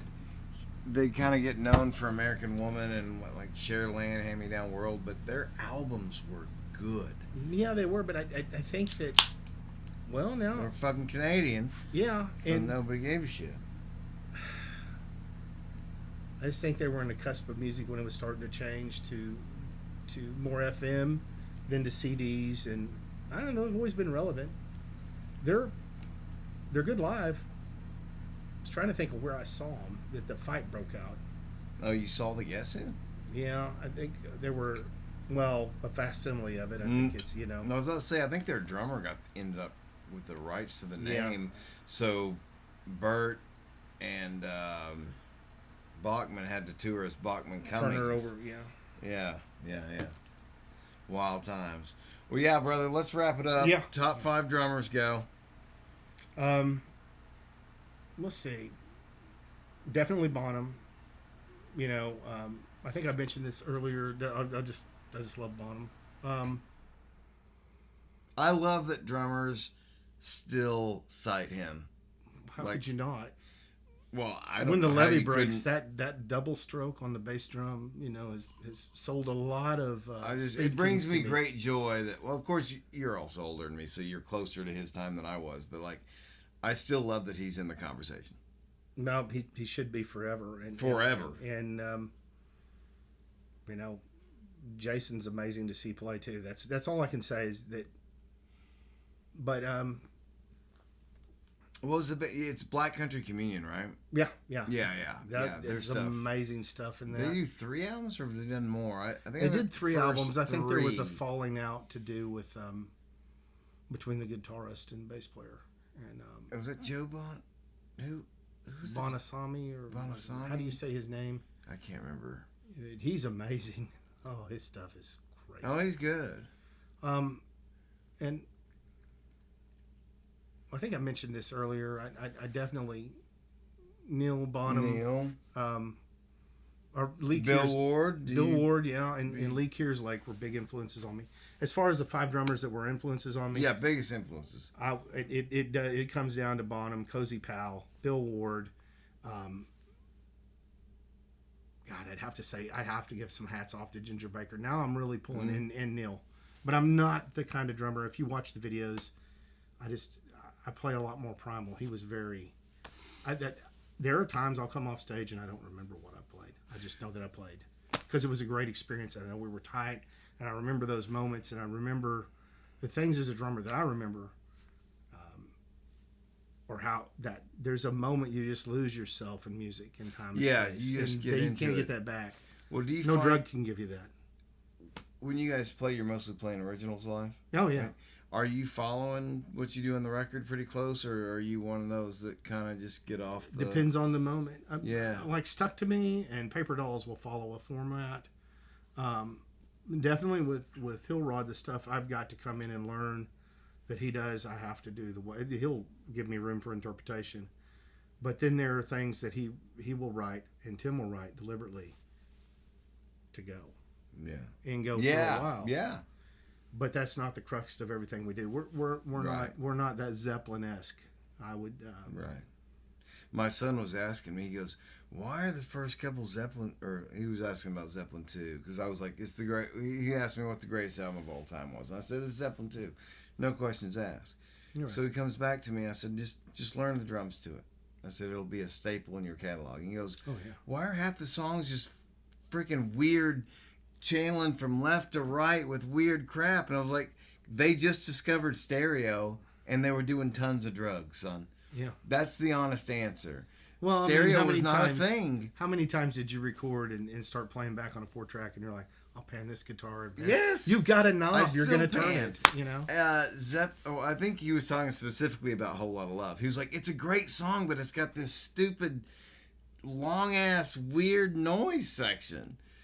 And he's not wrong, but at the same time, it's like they didn't have stereo before then. They were playing kids. That gave us the music before the iPod era, where you put on that record, you turn off your lights. You got Black Velvet posters. Right. Maybe you're altering your mind a little bit, or maybe you're just getting lost in the song. One of the coolest things we played at Shire Fest was Interstellar Overdrive by Pink Floyd. Ooh. And it was just nice the cover. fact Tom's like, I've got this. And he throws out these charts and he just does it. And I'm like, yeah. I'll have to learn it. And you're like, ah. But him and Bruce made me better for anybody else. Just like anytime you play with somebody, you get better. That's the thing, and you don't want to stress people out. You don't want to make it a source of anxiety, but you do want to push. Well, because I'm dealing with, like, so my dad's your age, my bass player's your age, so I'm dealing with them, and I've got the young son who's pushing me like a fucking racehorse. Right. He's like, Dad, we got to do a new song today. We've only done one song. I'm like, God damn, son, I can't keep. He's like the young buck that just wants to fuck everything that moves. You know, I remember being that. Right. You go out in the morning, you sniff where it is, then you go chase it. You know, and he's there. He's always wanting to work up new stuff, and that's been good for me. It's gotten my voice back in shape. It's gotten my writing chops back in shape. You know what's the beautiful thing about it? Is you guys are enjoying what you do. I see that joy on your face. I see it in your body language, and that's a good thing. And that's one thing that I appreciated about the videos at Chris Studio is that it shows that. And because there's times Tim and Steve can be so serious. And they're great quality, too. But you'll look and you'll see I'm giving Ken the side eye. He's giving me the side eye. We just smile and we rock and roll. Because they're brothers. They've grown up singing in choir. Their dad was a minister. Let's talk about that for a minute. Because I'm in a band with 2 family members now. First time ever with being in any family member. And I've played with my dad some. Like, he'd always had his cover band. I always had my original band. So we might team up for a track once in a while at a wedding or something. But he'd never played original music, which means you got to write your own parts. You can't just learn what George Harrison's doing. Right. You know, so at first he's like, well, what would you do here? You know, kind of. So I'm kind of helping him along. Here's what I do. And then the next thing you know, he's sending me parts. What do you think of this? What do you think of this? You know, it's like it kicked off this creative gene in him. And I'm like, yes, this is good. And then we started kind of collaborating. Like, we'd get together live and go through it. And, you know, and he's like, he'd come up with a part, and I'm like, I'd finish it, or I'd come up with a part, and he'd finish it. And it's been very collaborative, which is really fun. I've never really had that before. It's usually like, guitar player does his thing, I do my thing. You know, it's very separate. I don't know. When you play together, whether you're family or not, and the longer you play together, the more you learn to move as a unit. You almost swim like a school of fish, or move like a flock of I didn't phrase that question very well. I guess the question was ultimately, do you think there's any genetic kind of linkage? No, definitely with Steve and Tim, and they grew up playing with their brother Wesley, and they all look totally different. 2 are vegetarians. One looks like he could tear down the city wall. The other's thin, and then there's Tim, who's real athletic, and but they have these things they do together. They can look at each other, and then they can play the same and break the same. Like, then he just goes his way. And then there are times of confusion where it's like, hey, aren't you going to do this here and there? But that's where you practice. That's why you do your things. Yeah. And then that leads to the rest of us learning to be like them, and then you become almost an adopted family member. If you're playing with family members, I mean, we went and saw the Bellamy Brothers the other days. My father-in-law passed, one of his favorite bands, one of the greatest shows. They just run through their shows, and they've done it. And they've got this great backing band. They had a guitarist who reminded me of my friend Eli, and he was just skipping all over the place and doing little runs. And then he'd come in and do his part, and they let everybody do their thing. But it was definitely their show, and they shaped that because they were 2 brothers, and they're prolific songwriters. Yeah. Now, is it music that I listened to growing up? A little bit, you know. I knew a couple of their songs. Yeah. But I've enjoyed their shows, and getting to go see them and see the joy that they bring to my wife, whose dad was a cowboy and a trucker, and she grew up. So I took her to her first rock concert, which was the Edge Fest, and she was a Rob Zombie fan. She loved rock music. Oh, so y'all have seen Rob? Yeah. Did he ever stop moving during the show? No, and we were so far back, and it was overwhelming. Yeah. It was hot that day. There was Do you a remember lot of when beer. and where that was? That was first, probably, we've been married 15 years, so that would have been one of the last Edge Fests they had. That was in the 2010, 2011, 12 era. When I saw him, I think that Ozfest I was telling you about was maybe 2002, and he did not stop running. Oh no, he was all over the place. He jumps off the stage, jumps off the security perimeter, starts running up toward the lawn. Security is chasing him. He gets up, and he's got a wireless mic. He gets up to the grass. He's even back behind us. He finds the tallest guy he can find, gets up on his shoulders. Security finally catches up with him, and they're standing around this guy. Rob Zombie singing the song from the shoulders of this Viking-looking dude. Sweet. And then he just hops down and runs back to the stage and keeps going. I was like, motherfucker's in better shape. I'm like, I don't know. He gave a great show, and it was the whole. They had the whole TVs, and it was at night. Oh yeah, and it's all Godsmack played that night. We saw Bullet to My Valentine and Papa Roach, which we recently saw. Yeah, it was it was their Edge Fest, and they had a stage at this end of the kind of the track or runway. I think it was a racetrack or a drag track, but it was in Little Rock, and then they had the main stage and the other stage. So you would hear one show, and then you turn around and watch the other show. Yeah. And it was just hot, and it was in the summer. Yeah. Late summer, and I think it was an experience for her. The thing about it, I've got some pictures, and I looked back at them the other day, and I'm like, you're a grandpa. This shouldn't be. But it was so hot. There was a vendor there, and the dude knew how to sell. I bought a ball cap from him that said Heathen because I love that, and I thought that was cool. And he was selling all sorts of, not for illegal intended uses, glass pipes. Had all these caps, and of course everybody's burning up, so they're buying caps. But his wife was pretty good to look at, and she stripped right down into her skivvies, and she was just selling stuff. And Gina's like, "All right, I bet she was. Yeah, you can take." I had an early iPhone. She's like, "Go ahead, and take a picture." I'm like, "Okay." Yeah, why not?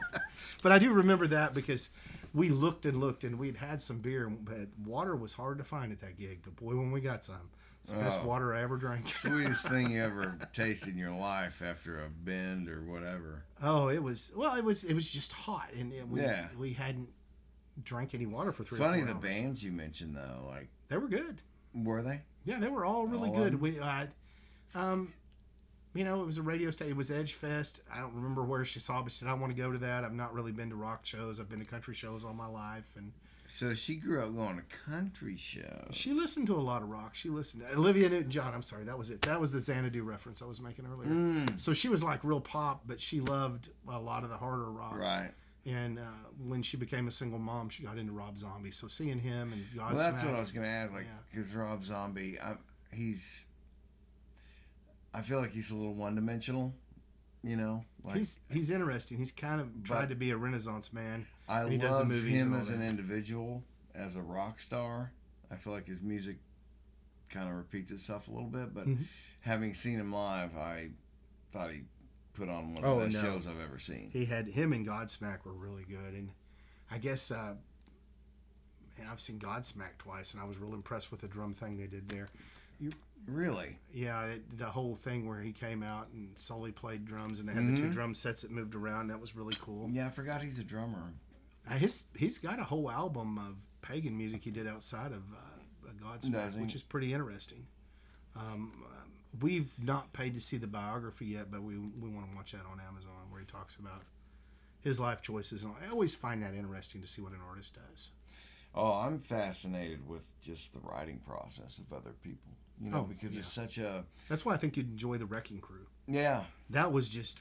There is a Glenn Campbell song that is ahead of its time called Saw Blade. I'll send that to you. It sounds like early proto heavy music. It's he's all those guys. I mean, electric instruments were just a few decades old. Right. If you think about it, and from electric keys to the electric bass and guitar. Well, I never really worried, or I guess... So they were experimenting. Oh, absolutely. I never really thought about how much time went into, like, writing and producing a song until my son started playing drums. And I'd, like, try and write with him, and he was like, man, you figure it out, and then I'll do the drums to it. He had no interest in, like, co-writing it. And then after the fact, it's like, hey, you need to come listen to these mixes. And he was like, it doesn't change what I'm playing. But now, like, he's starting to get a little bit more... I was fixing to say that will change. Yeah, well, now that he's getting invested in it, now I'm like, hey, do you want to be involved in... Like, he's like, initially it was like, well, I don't know how to play guitar, so your key changes don't mean anything to me. I'm like, yeah, but you can still tell me what you like better. What sounds better to you, this or this? And I want him to be involved in every step of the process, including the recording. And again, he doesn't have kids, so he's selfish by nature, right? I just want to learn my drum parts. But he's getting to where it's like, okay, I get it. We're recording an album, and every part matters. And I will thank Randy in Dagdamore, Randy Slag. He made me go out and learn to mix my drums on a board, and then he asked me in the studio for the first time. Really? Because he said, what you hear behind the drums isn't what the audience hears. And if you don't hear what the audience hears, you don't know what the engineer hears. And so, in consequence, and I'm just going to use the Sherms as an example. Listen Labs, Dwight did almost all the mixing by himself. Yes. Phenomenal at it. Stone Ridge, East Hall, I had a little bit of play in the mixing, and that's what inspired me actually to buy the Reaper, so that I could make a template for my sound and build that bass song. So I think of mixing as drums, bass. That's the bottom layer of the cake. Yeah. The icing is everything else. Well, that has to be right. Yes, that's the muscle. And so I got to do that. And Chris Moore and Aaron and Nathan, I learned a lot from them. Yeah. And I can't say any more than that. And we'll see how successful I'm at that when I throw some stuff from tape into the digital environment. Maybe put my hat in my hand and go into someone else. Well, so we'll see. What's the next, as we wrap this up, what's your next venture in the studio? Do you have one scheduled, or you guys? We're just going to build out this and see what happens next year. Right on. Do some work there. I hope to venture into the studio again with Steve and Tim, and I don't know if it'll be up there in Elkins or elsewhere, but they need to, for them to record. A lot of people get nervous in the studio. Well, your son's attitude about, I'm just going to do my drum parts. Yeah. That everybody has to have their attitude. They're going to do their part. Mm-hmm. But some people carry more weight in every band. The writers like you're going to carry that on your shoulders. Oh, I get it. Yeah. Have I thought of everything? The moment you step up to make that first cut.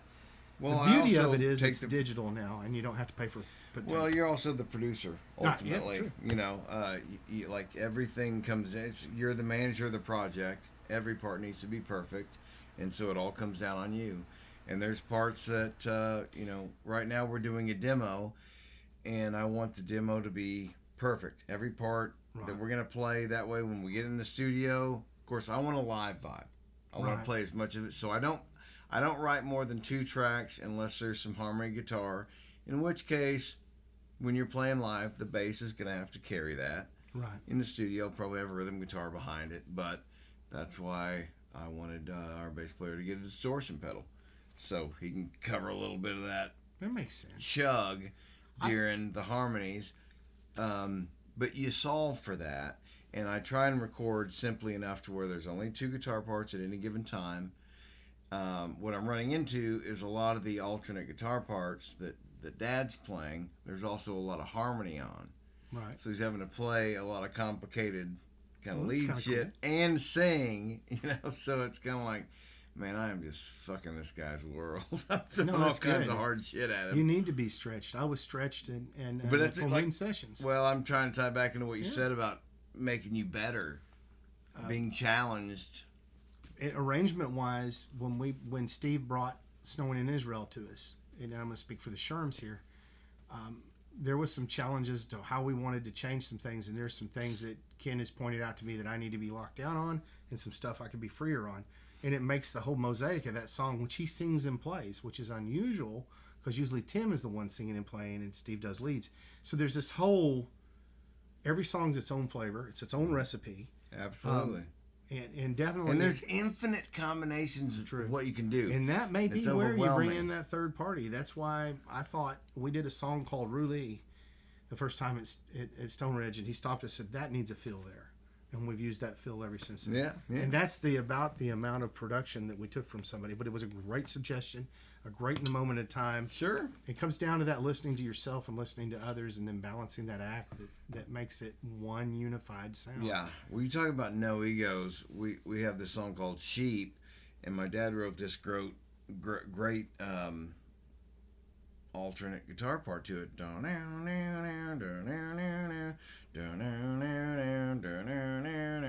Anyway, the song is A, C, D, and we're playing it, and he goes, man, I think it would sound better going from F to G, because these are basically F to G formats. And, you know, of course, 10 years ago, I'd have been like, no, I fucking wrote the song the way it is. Right. Son, step back. But I was like, let's try it. And it worked better. And I was like, all right, we're changing the key. You know, it's like whatever's better for the song. And it worked. I've seen that dynamic between, people that I've done temporary sessions with. I've seen that with Steve and Tim. And but you've been around the scene for a long time. Right. You've seen egos. Right. Well, I mean, I should have listened and learned younger. When we made a little bit of money in Dag D'Amore, and you know that was long enough ago. One of my old high school mates, Howard Olmsted, was the bass player in that, and he's passed away. And you know it weighs on me that I let that opportunity slip away. But it was meant to be the time that it was meant to be. Some things start, and some things end. Yeah. But I'm gonna get to revisit a song. You talked about what I've got going next. I'm getting to bring when I talk to everybody, I make sure, because we wrote it. There was a point where Randy was like, "We're going to write a song, you know, and we need to write a song as a band. We got all these covers. We're gonna write some songs. I got this. Jeff's got this. I'm gonna write a song." And he used to sit around the house because he was my roommate for a bit after my divorce, and he would play all this just basically Celtic acoustic guitar, and it starts with that. And it's a song called Cutter John, made after the cartoon character. And right. Jeff wrote out some words and turned it into a serial killer, and I'm hoping that we redo this at some point in time. I think that it's something I can send off, and maybe Jeff and Randy will collaborate, or I can tell you Roger will eat it alive and do it well. It's just not something I felt comfortable taking to the Sherms yet, because Tim had all this wonderful music. When I heard Stuck to Me, it was interesting to me, and my kid grew up, they have generations of fans. He loved Paper Dolls. When a friend of mine brought his 14-year-old daughter 3 years ago when we played Jose's, I just, out of the blue, I said, "What song do you like the best?" "Oh, I love that Stuck to Me." And Tim was like, "Yeah. Yeah. Man." And that's what you know. That's a good feeling. It's not because you've made $1 million. You've sold something. Somebody now knows. she's 16 and she sings in her own band. Yeah. So maybe that gave her the courage, you know, or maybe that was already in her, sure. But that pushed her a little closer, and I need to hang out with her dad, Barry, more, but I just haven't. Barry just recently married, and you know how that all goes. Our lives go out.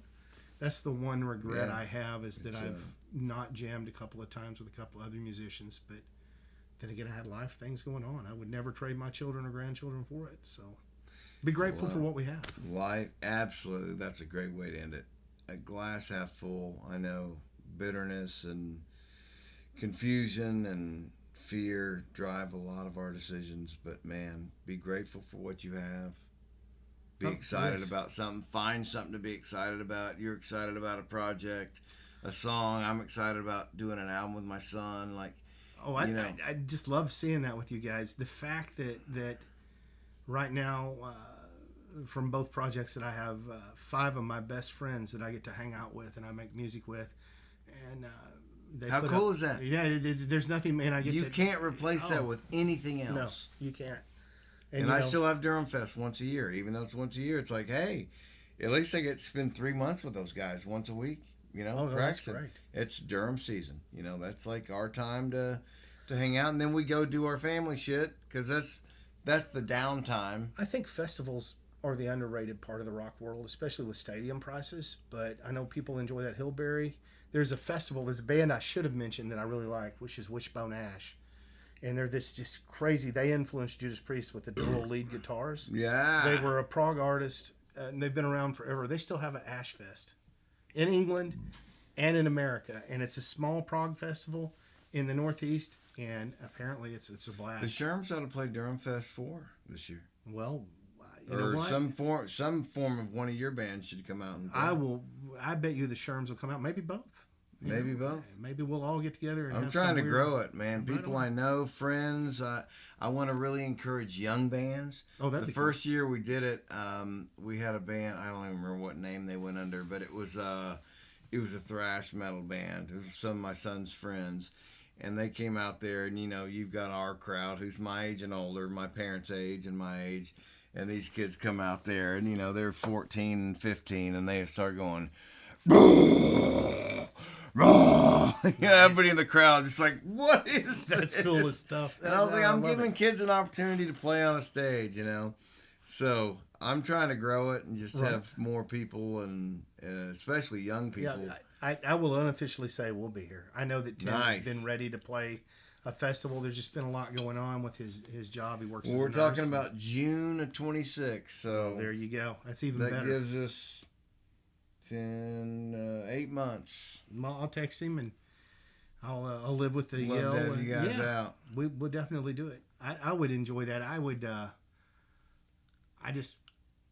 I tell you what, I did enjoy the Shire Fest because it was outdoors. I enjoyed the last few times. Where was the Shire Fest? He's in West Fork near his Shire. You know, he has a mint. He like makes coins. Actually, melts the metal and presses it. Yeah.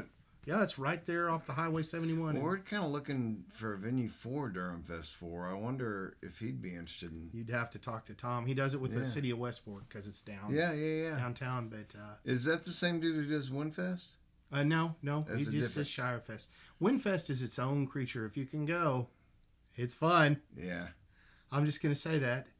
And I'll just say that Winslow's a fun area. My parents live there now, and really, yeah, they live up towards Artist Point. But many moons back, when they were still living in Springdale, I used to date a girl from Winslow, and I always enjoyed it up there. It's just the hills. Yeah, it's just beautiful up there. Moonshine County. It's yeah. If they weren't growing pot, they were growing moonshine. Yep. They were making moonshine. They were making moonshine. I played the Land of Zog there, which was like an emergency airstrip, and with the Herzogs, because they called it the Land of Zog. Yeah. And that was kind of fun, and that was a fun deal. And it was never boring. No. Those people, that's why I still like Southern Rock. You go to a Southern Rock concert, those people are having fun. If there's not a bourbon in that Coke bottle, it's not good, man. I'm telling you, that class of people nobody talks about. They're the most fun people you ever meet. It's Southern fried fun. They want to fucking party. Yes, Southern fried fun. Great. And I've had my metal friends, my biggest metalhead friends, they would still go to a Southern Rock concert just for the fun of it. I remember Jimmy telling me that. It was good times. Well, dude, we need to do this again. It was a great pleasure meeting you and talking to you.